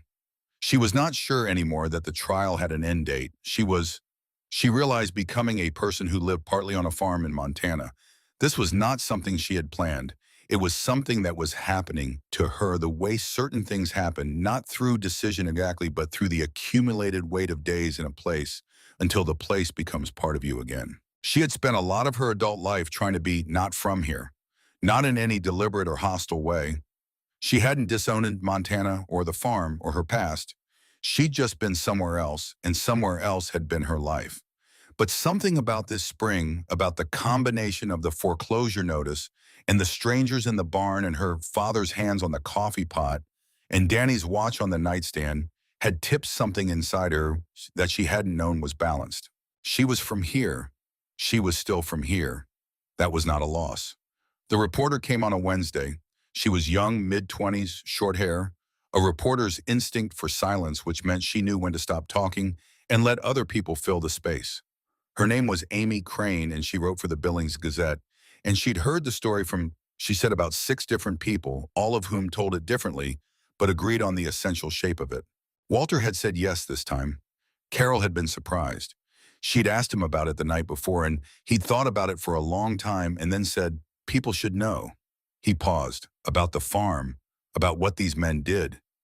He looked at his hands, about what it looks like when people do the right thing. Amy sat on the porch with a notebook and a recorder and talked to Walter for an hour. Walter talked to her the way Walter talked to anyone, directly, without performance, in the cadences of a man who has nothing to prove because he stopped trying to prove things a long time ago. He told her about the barn and the breakfast, about the fence, about the roof and the field. He told her about Duke and Garrett, about the connection he hadn't known existed until it was explained to him. He didn't tell her about the debt. He didn't tell her about the cashier's check. Carol noticed and didn't say anything. After the interview, Amy asked if she could speak with Duke. Walter said, "That's not my decision to make." She found Duke through the chapter's general contact information and met him at a gas station 30 miles east of Billings on a Tuesday afternoon. She told Carol about the conversation afterward, and Carol had passed it on to Walter that evening on the porch. She asked him why they'd done it. Carol said, "Why all of it?" Walter said, "What did he say?" Carol said, "He said, 'Old man made us breakfast. Nobody makes us breakfast.'" That was the whole answer. Walter was quiet. He looked at his coffee. He said, "That's very Duke." She said, "Yeah." He said, "She going to print that?" She said, "She's going to print all of it." The article ran on a Friday morning. Carol read it first on her phone at the kitchen table before Walter was up. It was good, better than good.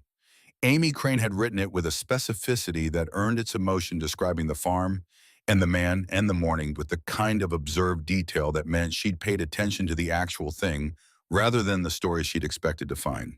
She'd quoted Duke exactly. She'd described the fence and the field and the roof. She'd mentioned Danny briefly and carefully. She'd ended with a line that Carol read 3 times: "The farm on Route 9 is planted again this spring. The fence is straight, the roof holds." And if you drive past on a Saturday morning, you might hear from somewhere behind the tree line the sound of work being done by people who have nothing to gain from it and everything to give. Carol put the phone down. She sat for a moment. Then she got up and started the coffee and said nothing until Walter came downstairs. He read it at the table. He read slowly. He read it twice. Then he folded the paper once and set it down. He said she got it right. Carol said she did. He said people will make too much of it. She said probably. He said it was just breakfast. She said it was never just breakfast. And she looked at her father until he looked at her. Dad, it was never just that. He held her gaze for a moment. Then he looked at his coffee. He said no, I suppose it wasn't. The article got picked up by the Associated Press by that afternoon. By Saturday, it was on 2 national network news websites, and a morning show had called. Walter said no to the morning show without deliberating. Carol relayed the message. The morning show called back. Walter said no again. The reporter sent a letter. Walter read it, folded it, put it in the junk drawer. The junk drawer was getting full again. Carol noticed. She didn't say anything about it. Some junk drawers are supposed to be full. The Saturday after the article ran, 30 motorcycles came down Route 9. But they came with something else. 3 pickup trucks from local farms, 2 minivans, a car she recognized as belonging to Dale Foster from the grain co-op, Gary Kellerman from the implement dealer in Billings, the woman who ran the diner on Main Street, 6 people from the church Carol's family had attended for 30 years, people who had known Margaret and Walter since before Carol was born. They pulled into the driveway and lined up alongside the motorcycles in a row that was longer than the driveway could properly accommodate, and people parked out on the county road and walked in, and the driveway had more vehicles on it than it had held since the cattle years. Walter stood on the porch and looked at all of them. Dale Foster came up the path first. He was carrying a bag from the hardware store. He said, Walt. Walter said, Dale. Dale said, I brought a new hinge for the barn door. The top one, it's been loose for a while. Walter said, I know it has. A silence, not hostile, not comfortable either. Something working its way through. Dale said, I'm sorry we didn't come sooner. Walter looked at him. He said, I know. He said, I should have let people help. Dale said, we should have tried harder to help. They looked at each other for a moment. 2 old men who had known each other for 50 years and had let those years do what time does, to things wear down the edges, smooth over the complications, make it easy to assume that the person you used to know was still fine without checking. Walter said, come inside, Carol will put the coffee on. What happened that Saturday was something Carol hadn't seen before and would spend a long time afterward trying to describe. The farm filled with people, not with the purposeful efficiency of the bikers, though the bikers were there too, working on the final interior repairs to the barn, and some of the local men joined them, and the woman from the diner brought a pan of cinnamon rolls, and the church people set up folding tables on the lawn and put food on them, and children Carol hadn't known existed came running across the property and chased the chickens, and the chickens, for once, seemed to enjoy it. Carol cooked in the kitchen with her father's neighbor Helen, who had lived 2 miles east on Route 9 for 40 years, and had known Margaret and had cried at the funeral and had brought 3 casseroles in the first month, and then, like everyone, had stopped coming. Helen chopped onions at the kitchen counter and talked and cried a little and talked more, and Carol listened and cooked, and the kitchen was full of steam and noise and the smell of oil on the cast iron skillet. At some point in the mid-afternoon, Carol went outside and stood on the porch and looked at the property. There were maybe 60 people on the farm, bikers and farmers and church people and neighbors moving through the space together with the particular ease that comes when everyone is focused on the same thing. She saw Duke in conversation with Dale Foster near the barn, and from the angle of their heads and the quality of their attention, it was clear they were talking about something specific, something structural, and Dale was nodding, and Duke was gesturing toward the roof overhang, and 2 men who had no obvious business knowing each other were figuring something out together. She saw Roach teaching one of the church deacon's teenage boys how to properly tighten a fence wire, and the boy was paying close attention the way teenagers pay attention when the instruction comes from someone who looks like no adult authority figure they've ever encountered. She saw her father. He was sitting in his porch chair in the middle of everything, his coffee cup in his hands, watching. Not overseeing, not directing, just watching. His face had the quality she had been seeing more of in the past weeks, open in some way, that it hadn't been in the years before. Not vulnerable, Walter didn't do vulnerable, but open, like a window that had been painted shut and someone had found the right tool and worked the frame loose, and now there was air moving through it. She sat down next to him. He said, "Did you know your mother used to dream about this?" She said, "About what?" He said, "About the farm being full of people." He looked at the yard. She used to say when the boys were young and we had the full herd and the hands coming in, she used to say, "This is what it's supposed to be. Land isn't supposed to be quiet. People are supposed to be on it." He paused. He said, "I think she would have called this," and he waved his hand at the yard, the 60 people, the tables, the motorcycles alongside the farm trucks, the teenagers learning to tighten fence wire, the cinnamon rolls, all of it. "I think she would have called this about right." Carol looked at her father's face. She said, "I think so too." He said, "I miss her." She said, "I know you do." He said, "Every day." He was quiet for a moment. "The way you miss air when it's just gone and there's nothing to fill the absence with." He paused. "These last few weeks." He looked at the yard. "There's been some air." She didn't say anything. He said, "I was in bad shape. Worse than I told you." She said, "I know." He said, "I had been thinking about things I shouldn't have been thinking about." He said it carefully, the way a man names something dangerous with precision. "I don't mean I was going to do anything. I just mean I had stopped." He paused. "I had stopped being oriented toward the future. I was just waiting." Carol looked at her father's face. She felt something move through her that had no good name. Fear after the fact. Grief that arrived too late to do anything about what caused it. She said, "And now," he looked at the field, the green of it definite now moving in the light wind.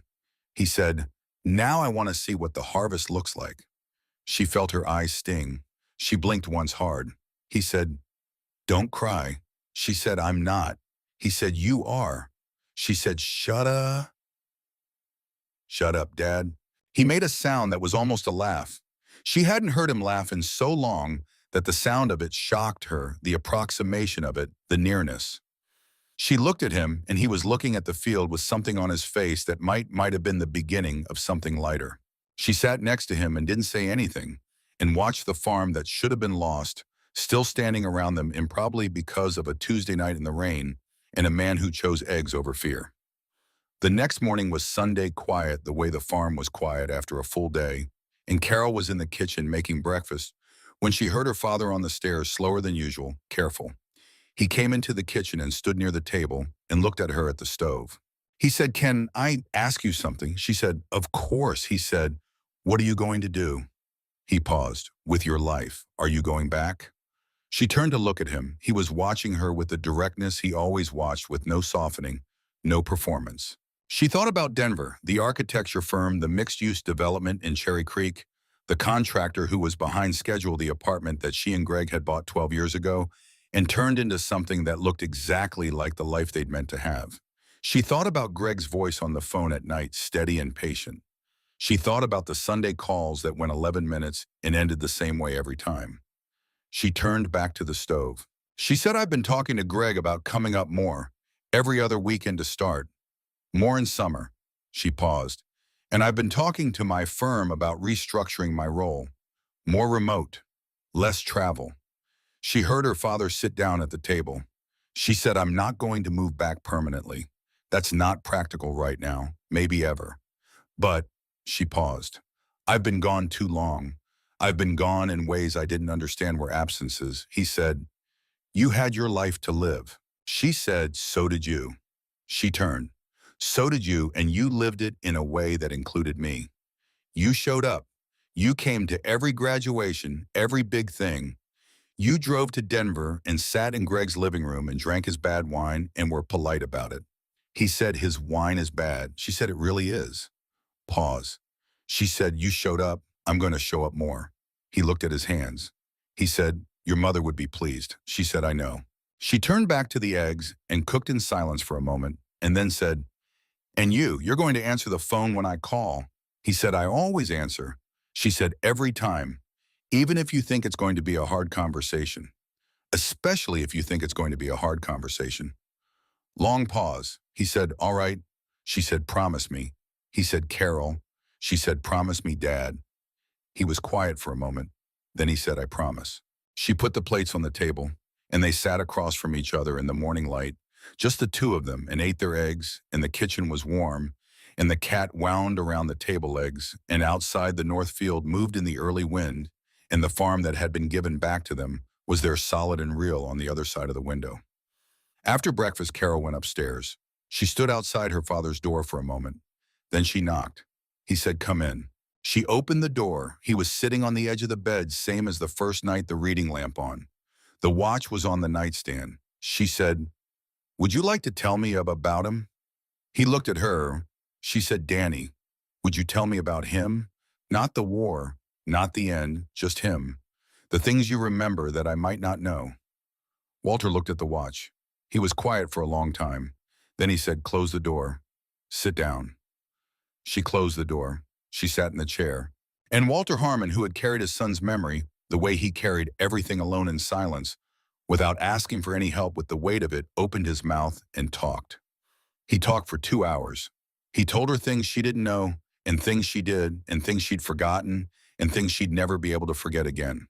He told her about Danny at 5 years old, convinced he could ride a horse bareback because he'd seen it in a movie, and the resulting consequence that Walter had had to sit on the fence and pretend not to laugh about. He told her about the summer Danny was 14 and they'd rebuilt an engine together in the barn, the two of them, over 4 weekends. And when it finally turned over, Danny had looked at his father with an expression of pure joy, uncomplicated and absolute, the way teenagers look before they learn to be complicated. He told her about the last conversation. Christmas 2008, how Danny had sat at the kitchen table after dinner and talked about the mountains in Kunar province, how they reminded him of Montana, but larger, more severe, like Montana had been turned up too loud. He'd said, "I'm ready to come home, Dad. After this next deployment, I'm ready." Walter stopped talking for a moment. He looked at the watch. He said, "He was ready. He just didn't make it." Carol said nothing. He said, "I kept the watch wound for 10 years. He paused. "Every Sunday morning. I wound it and set it by the radio the way he used to." He looked at her. "A year ago, I set it down and I thought he doesn't need it kept for him. He's not coming back to use it. I'd been keeping it for me." He reached over and picked up the watch. He held it for a moment. Then he held it out to Carol. She looked at it. She said, "Dad, that's yours." He said it was his, and it should be kept by someone who's going to keep going. He paused. "You keep going, Carol. You always have." She took the watch. She felt the weight of it light and certain, the scratched crystal, the stopped hands. She said, "I'll wind it." He said, "Good." She looked at it in her palm. She thought about Danny at the kitchen table talking about mountains. She thought about what it means to be ready to come home. She thought, "I'm ready to come home." Not permanently, not in the way she'd grown up in this house, but ready to come back to it more than she had been. Ready to stop treating it like a place that held only the hard things and remember that it held the full things, the complete things that it was where she had come from, and that coming from somewhere, really coming from, it was not a limitation. It was a root. She put the watch on her wrist. It hung loose. She'd need to adjust the band. She looked at her father. He looked at her wrist. He nodded once. Summer came. The wheat grew. Carol was there for most of it. She was there when Duke came by in June alone, on a Tuesday, not a Saturday, just stopping by, the way a person stops by when they've started to think of a place as somewhere they're welcome. He drank coffee on the porch with Walter and talked about his brother Garrett, and Walter talked about Danny, and it was the conversation it should have been 15 years ago, and it happened 15 years late and was still worth having. Carol stayed inside while they talked. She sat at the kitchen table with her laptop and worked on the farm documentation for the bank, the repayment plan Greta Soloway had requested as a formality, a projection of agricultural income going forward that Carol had built with the same systematic attention she brought to her professional work. She could hear the low rhythm of their voices on the porch, not the words, just the quality of the conversation, two men being honest with each other about something that hurt, and she thought, this is the sound of things getting better. When Duke left, he stopped in the kitchen doorway and looked at her. He said, "He talks about Danny more now." She said, "I know." He said, "That's good. When a man can talk about something that hurt him, it means it's turning into something he can carry differently." She looked at him. She said, "Where did you learn that?" He said 15 years of men who came home from war and didn't talk about it. He paused. Some of them stopped talking about everything. He looked at the floor. Garrett would have been one of those, if he'd come back. She said, I'm sorry. He said, yeah. He looked up. But your dad, he's going to be okay. She said, I know. He left. She sat for a moment at the kitchen table and then went out to the porch where her father was still sitting, looking at the field. She sat down next to him. Neither of them said anything. They looked at the field together, the wheat steady in the early summer heat, real and green, and certain, and the silence between them was the comfortable kind. After a while, Walter said, he's a good man. She said, he is. He said, strange. She waited. He said, 15 years, I never knew there was anyone out there who was also. He stopped. Who had the same hole? He paused. You walk around thinking you're carrying something nobody else can feel, and then you find out you're not.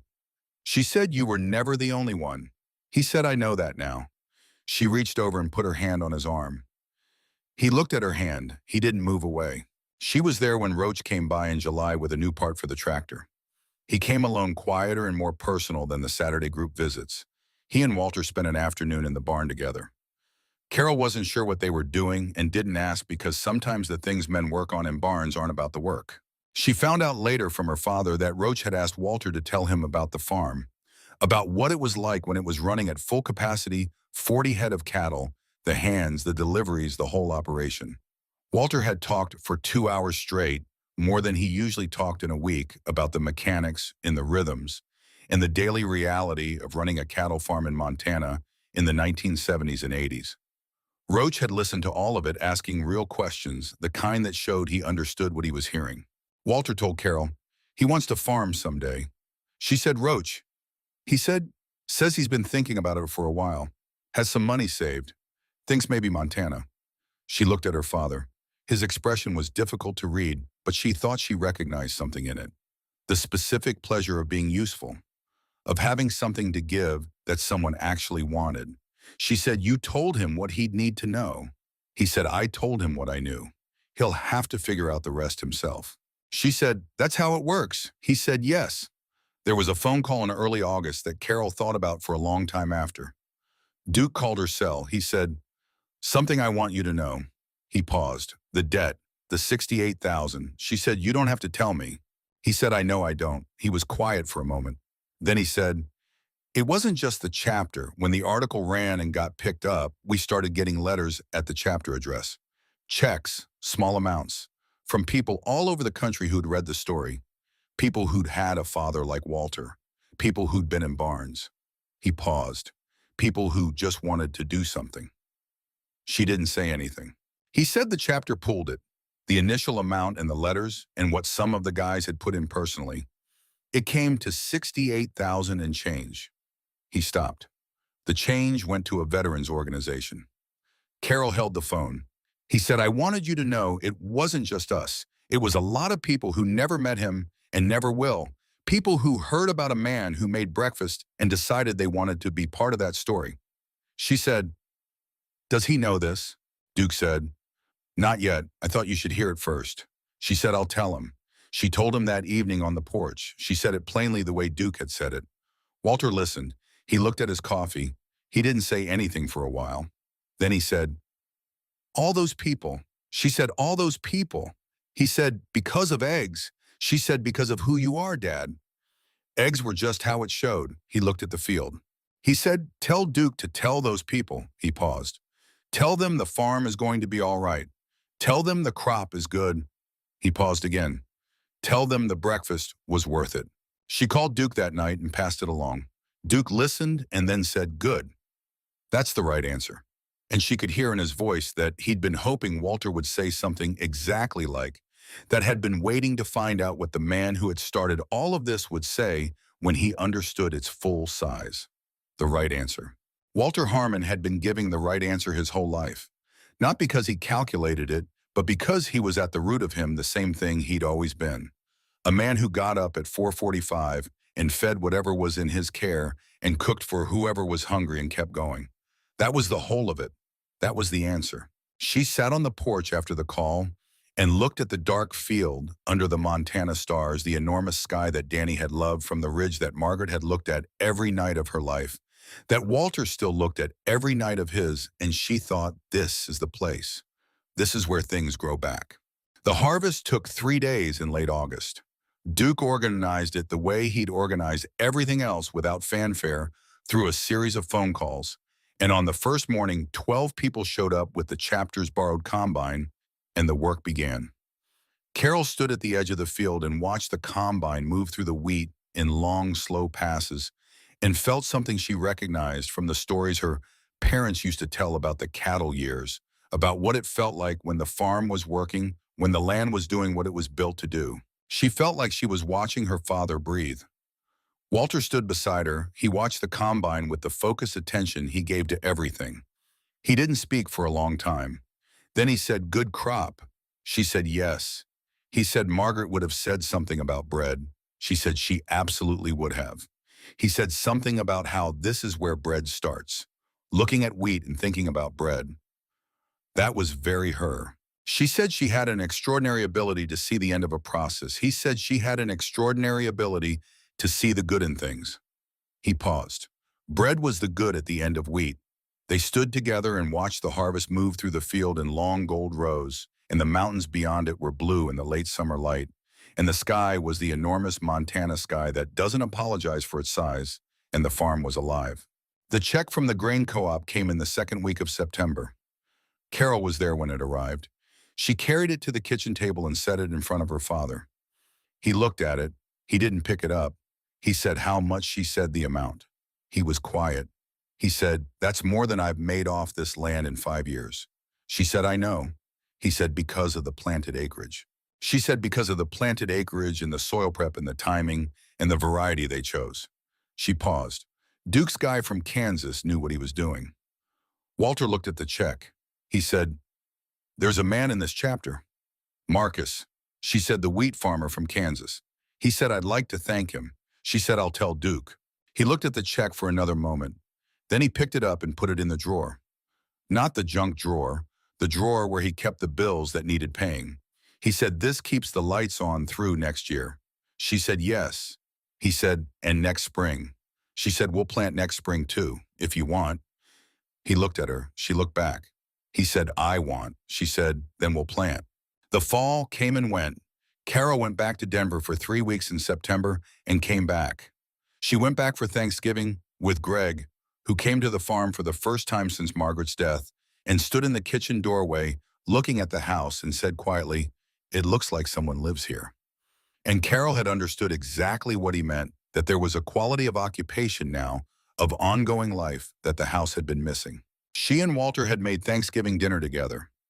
Greg had been put in charge of exactly one thing, which was the rolls, and he had managed it satisfactorily and been told so, which for Walter constituted high praise. Duke came Christmas Eve. He brought his wife, a small, steady-eyed woman named Patricia, who shook Walter's hand and looked around the kitchen and said, "Your daughter tells me you're a good cook." Walter had said, "I do all right." Patricia had looked at Carol and raised her eyebrows, and Carol had said, "He's excellent," and Walter had looked at both of them and gone back to the stove. On New Year's Day, Carol sat on the porch with her father in the cold. They were in their coats with their coffee, and the mountains were clear, and the land was white with the light snow that had come on the 30th and stayed. She said, "What do you want this year?" He thought about it. He said, "I want to see the spring planting." She said, "That's a given." He said, "I want to see the summer crop." She said, "Also a given." He said, "I want to see you more than I have been." She looked at him. He said, "You've been here a lot, but I want to keep it that way." He paused. "I know that's asking something of you." She said, "It's not asking too much." He said, "I want to call Danny's unit commander." He paused. "Duke has a contact who might help me find out more about how it happened." He looked at the mountains. "I've been carrying not knowing for 15 years. I think I want to know." She held her coffee cup in both hands. She said, "I'll help you with that." He said, "I know you will." She said anything else. He was quiet for a moment. He looked at the white land, the fence line clean and straight in the snow, the north field sleeping under its white cover waiting.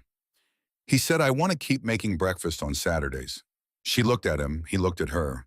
the ghost of that almost smile at the corner of his mouth familiar and real in hers. She said, "Then I'll keep the eggs stocked." He said, "Good." They drank their coffee in the cold. In the spring, when the planting season came back around, a convoy of motorcycles rode down Route 9 on the first warm Saturday. They came slowly, single file, unhurried. Carol was on the porch watching when they came around the bend. She counted them as they passed. 26. They didn't turn in. They moved past at the same steady pace, and as each rider passed the farm driveway, a hand came up. Just briefly. Just once. Walter was standing at the porch railing. He raised his hand. He held it there until the last motorcycle had passed and the sound of the engines had faded around the next bend, and the morning birds came back and the land was quiet again. He put his hand down. He said, "Not looking at her, good people." She said, "Yes." He said, "Strange way to find them." She said, "Maybe that's how you always find them." He considered this. He said, "Maybe." He turned and went back inside. She heard the sound of the stove, the particular click of the burner catching, and then the smell of coffee. She stayed on the porch a moment longer and looked down the county road where the motorcycles had gone, the dust settling behind them. She thought about the morning it started. A Tuesday night rain, 6 men in a barn, an old man who decided to make eggs. A thread no one had planned running from a diner counter in Billings, to a farm on Route 9 running from a woman in a red coat, to a young man on the road running from a small decision made without expectation, to a field of wheat, in a cleared debt, and a father and daughter sitting together in the cold on New Year's Day. The world is full of these threads. Most of them we never see. Most of them we never know we're part of. We just make the small decision, the ordinary one, the one that seems like nothing, and set something in motion that will never follow all the way to its end. Walter Harmon made eggs. Margaret Harmon bought breakfast. Carol Harmon drove 8 hours because a neighbor called. And Duke rode past a farm he'd been watching for 15 years, and this time this once turned in. That's the whole story. And also, it's not the story at all. The story is bigger than any of its parts. The story is something about what it costs and what it means to see another person, really see them in the moment when they need to be seen, and to offer what you have. Eggs, coffee, a fence line, 40 acres of winter wheat. Walter Harmon died in the spring of 2025 at the age of 96 in his own bed, in his own farmhouse on his own land. The foreclosure sign was long gone. The fence was standing. The north field was planted. His daughter was in the next room. At the funeral, 6 motorcycles were parked outside the church. The riders stood in the back row in clean shirts under their vests. They didn't sit with the congregation. They didn't sign the guest book. Duke was there. Roach was there. They came in and stood and were present in the way that counts, the way that doesn't require explanation. The flowers on the casket were wildflowers, yellow and white and purple, the kind that grow along Montana backroads in May without anyone planting them. The kind that come back every year because that is what they do. The card tucked into the arrangement read in plain block letters, "Thanks for breakfast." Carol read it and held her father's watch loose on her wrist. The stopped hands at exactly the moment they'd stopped, and she thought about bread and wheat and winter fields waking up, and about all the people who had stood in that kitchen and eaten what was offered, and about her mother's laugh, too big for her frame, filling up every room she ever stood in. She thought things grow back. She put her hand on the casket and kept it there for a moment. Then she straightened her shoulders and turned and walked out into the Montana spring, where the mountains were white and enormous against the blue sky, and the road ran straight and long in both directions, and somewhere down Route 9 the north field was green and moving in the early morning wind. She went home to make breakfast. Winter on the farm was a different kind of quiet than the quiet Carol had feared when she first arrived. It was not the empty quiet of a house sealed shut against the world. It was the quiet of things resting, of land under snow doing what land does in winter, holding itself in reserve, storing what it would need. She understood this now in a way she hadn't understood it from Denver, from the outside of it. You had to be here to feel the difference. She and Walter had fallen into rhythms.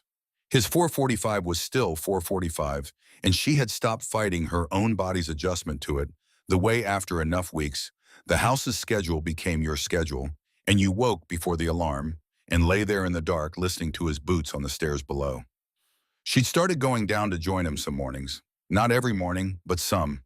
They would stand on the porch in the pre-dawn cold with their coffee, not talking, just watching the sky lighten over the mountains, and she found that she looked forward to it in a way that surprised her.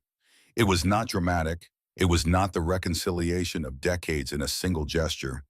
It was just two people standing in the cold together before the world started, and it turned out that was enough. It turned out that had always been enough if she had been willing to show up for it. She talked to Greg every night.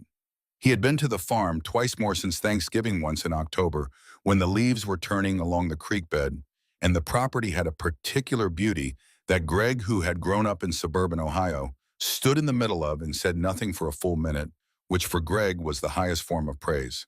And once in December, a quick trip, just 4 days, and he had helped Walter fix the gate on the chicken yard, and the two of them had worked side by side in the cold, and Carol had watched from the kitchen window and thought about the years she had kept these two parts of her life separate, as if they couldn't coexist, as if the Denver life and the Montana life were incompatible, when in fact all they'd needed was someone willing to carry them in the same two hands. Greg had said to her on the drive back to the airport, "You seem different here." She said, "Different how?" He said, "Slower." He paused. "I don't mean that as a criticism. I mean you move differently, like you're not in a hurry to get to the next thing." She thought about that for a long time after he left. She had spent her adult life in a hurry to get to the next thing, the next project, the next milestone, the next level of the career she'd built, with the focused intensity of someone who had decided early that achievement was the safest thing to want, because achievement, unlike people, didn't leave. She had been good at it. She was still good at it. But she understood now, standing in the pre-dawn cold on a Montana porch, that she had confused the urgency for the purpose, had mistaken motion for direction, had been so reliably in transit that she had never fully arrived anywhere. She was arriving now. That was what Greg had seen. Roach called in November to say he'd put a deposit on 40 acres in the Judith Basin about 90 miles northeast. "Good wheat country," he said. "I talked to Marcus from the chapter. He's going to help me figure out the first season." Walter, when Carol told him, went quiet in the particular way he went quiet when something pleased him that he didn't know how to say. She said, "What?" He said, "Nothing." He paused. "He's going to be all right, that young man." She said, "Because of you." He said, "Because of your mother, originally." She said, "And then because of you." He looked at his coffee. He said, "Margaret used to say you plant things and you don't always get to see what grows." He paused. She was talking about the garden. He looked at Carol. But she was right about more than the garden. She usually was. In early February, a letter arrived addressed to Walter from a man named Colonel James Whitaker, retired, who wrote that he had been the battalion commander for Danny's unit in Kanawha Province in 2009. He said he had read the article in the Gazette and had been meaning to write for years but had not known how to begin. He wrote about Danny with the specific clarity of a man who had carried a roster of names for 15 years and remembered each one. He wrote 3 pages. He described the terrain and the mission and the particular courage that Danny had shown in the weeks before he died. And he wrote near the end that Danny Harmon had been the kind of soldier who made every man around him better by example, not by instruction, but by simply being the person he was. Walter read the letter at the kitchen table. He read it twice. He folded it carefully and held it for a moment, and then he put it in the drawer next to Danny's watch, which was on the nightstand, but sometimes came downstairs in Walter's shirt pocket when he didn't know Carol was watching. He said, "I'm going to write him back." She said, "I'll help you." He said, "No." He paused. "This one I'll do myself." She nodded. She understood. He did write back. It took him 3 drafts over 2 weeks, and he showed Carol none of them, but she found the drafts in the recycling bin later and read them when he was outside, and she stood in the kitchen holding the crumpled pages and could not speak for a while. The letter he ultimately sent was 1-page handwritten, and she knew it was the best letter he had ever written because it said what it needed to say and nothing more. And that had always been Walter's particular genius, to find the exact center of a thing and stand there. Colonel Whitaker wrote back in March.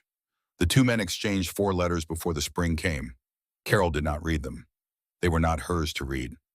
Duke called in late January to say he'd heard from Roach that the Judith Basin property had come through and the kid was already working on the soil prep.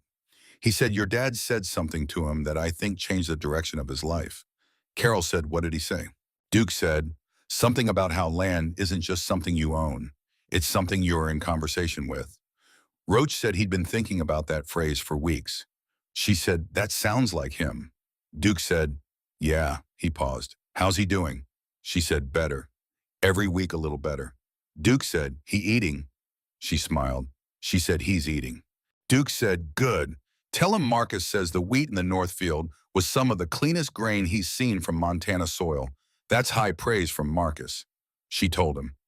Walter looked out at the snow-covered North Field for a long time after she said it. Then he said, "Good soil. Always was good soil."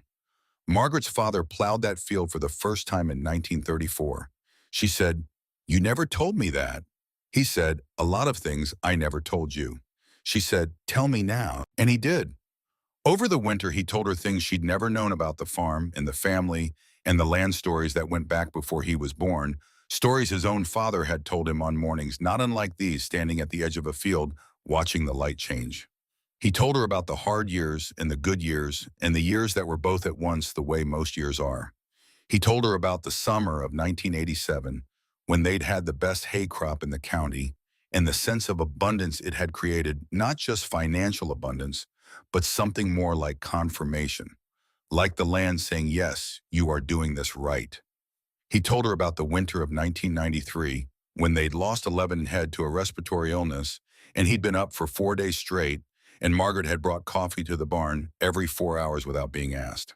She always brought it in the blue thermos, Walter said, not because it was better than a regular pot, just because the blue thermos was the barn thermos. It had a place and she put it in its place. He paused. She was very good at knowing the right place for things. Carol thought about the cast iron skillet on the high shelf. The right place for years had been in use, and it was in use again now every Saturday, and some weekdays too, when the occasion called for it, and the smell of it heating on the burner had become the smell of the house again. The smell that meant someone was home. She was home. She hadn't said it to Greg yet in so many words. But he knew, she could tell he knew, because he had started looking at property listings and billings on his phone in the evenings, when he thought she wasn't paying attention, not with urgency, just with the open curiosity of a man beginning to map a possible future. She hadn't said anything about it. She was waiting for the right moment, which was very unlike her, because Carol Harmon had spent her life believing that the right moment was whichever moment you were currently in. Maybe she was learning something from her father after all. She thought about this on the New Year's Day porch, sitting in the cold with her coffee, the mountains white and enormous in the clear winter air. She thought about how much she had learned in the 9 months since Darlene Sykes called at 6:47 on a Thursday morning. She had learned that her father's pride was not a wall between them, but a door that opened inward, and that you had to knock and wait rather than push. She had learned that grief held alone doubles in weight with every year, and that the sharing of it, even imperfect, even late, reduces it to something a person can actually carry.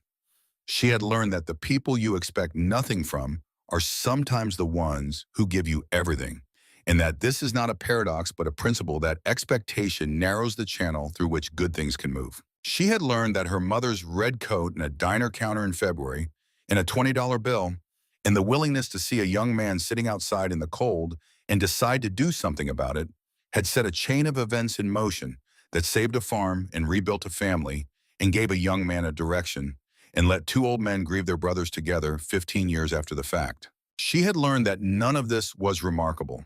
That was the thing. That was the whole thing. None of it was remarkable. It was just people doing the small and obvious thing when the small and obvious thing presented itself, and those small and obvious things accumulating year after year into something that looked from far enough away like grace. Her father looked at her from his chair. He said, "What are you thinking about?" She said, "Mom." He looked at the mountains. He said, "She'd be glad you're here." She said, "I know." He said, she'd also tell you that you're gripping that coffee cup too tight." Carol looked at her hands. She loosened her grip. He said, "She used to tell me the same thing." He paused. "Every single morning." She said, "Did you ever stop doing it?" He said, "Not once." She said, "Neither will I." He almost smiled. The almost smile she had been watching for 9 months, the one that never quite completed itself, but was real, was his. It was enough. More than enough. It was the thing she had driven 8 hours in a panic to find, and had found not in a single moment, but across a whole season of small mornings and long evenings and meals cooked in her mother's kitchen, with her mother's skillet and her father's coffee getting cold on the counter. She had found it. She was keeping it.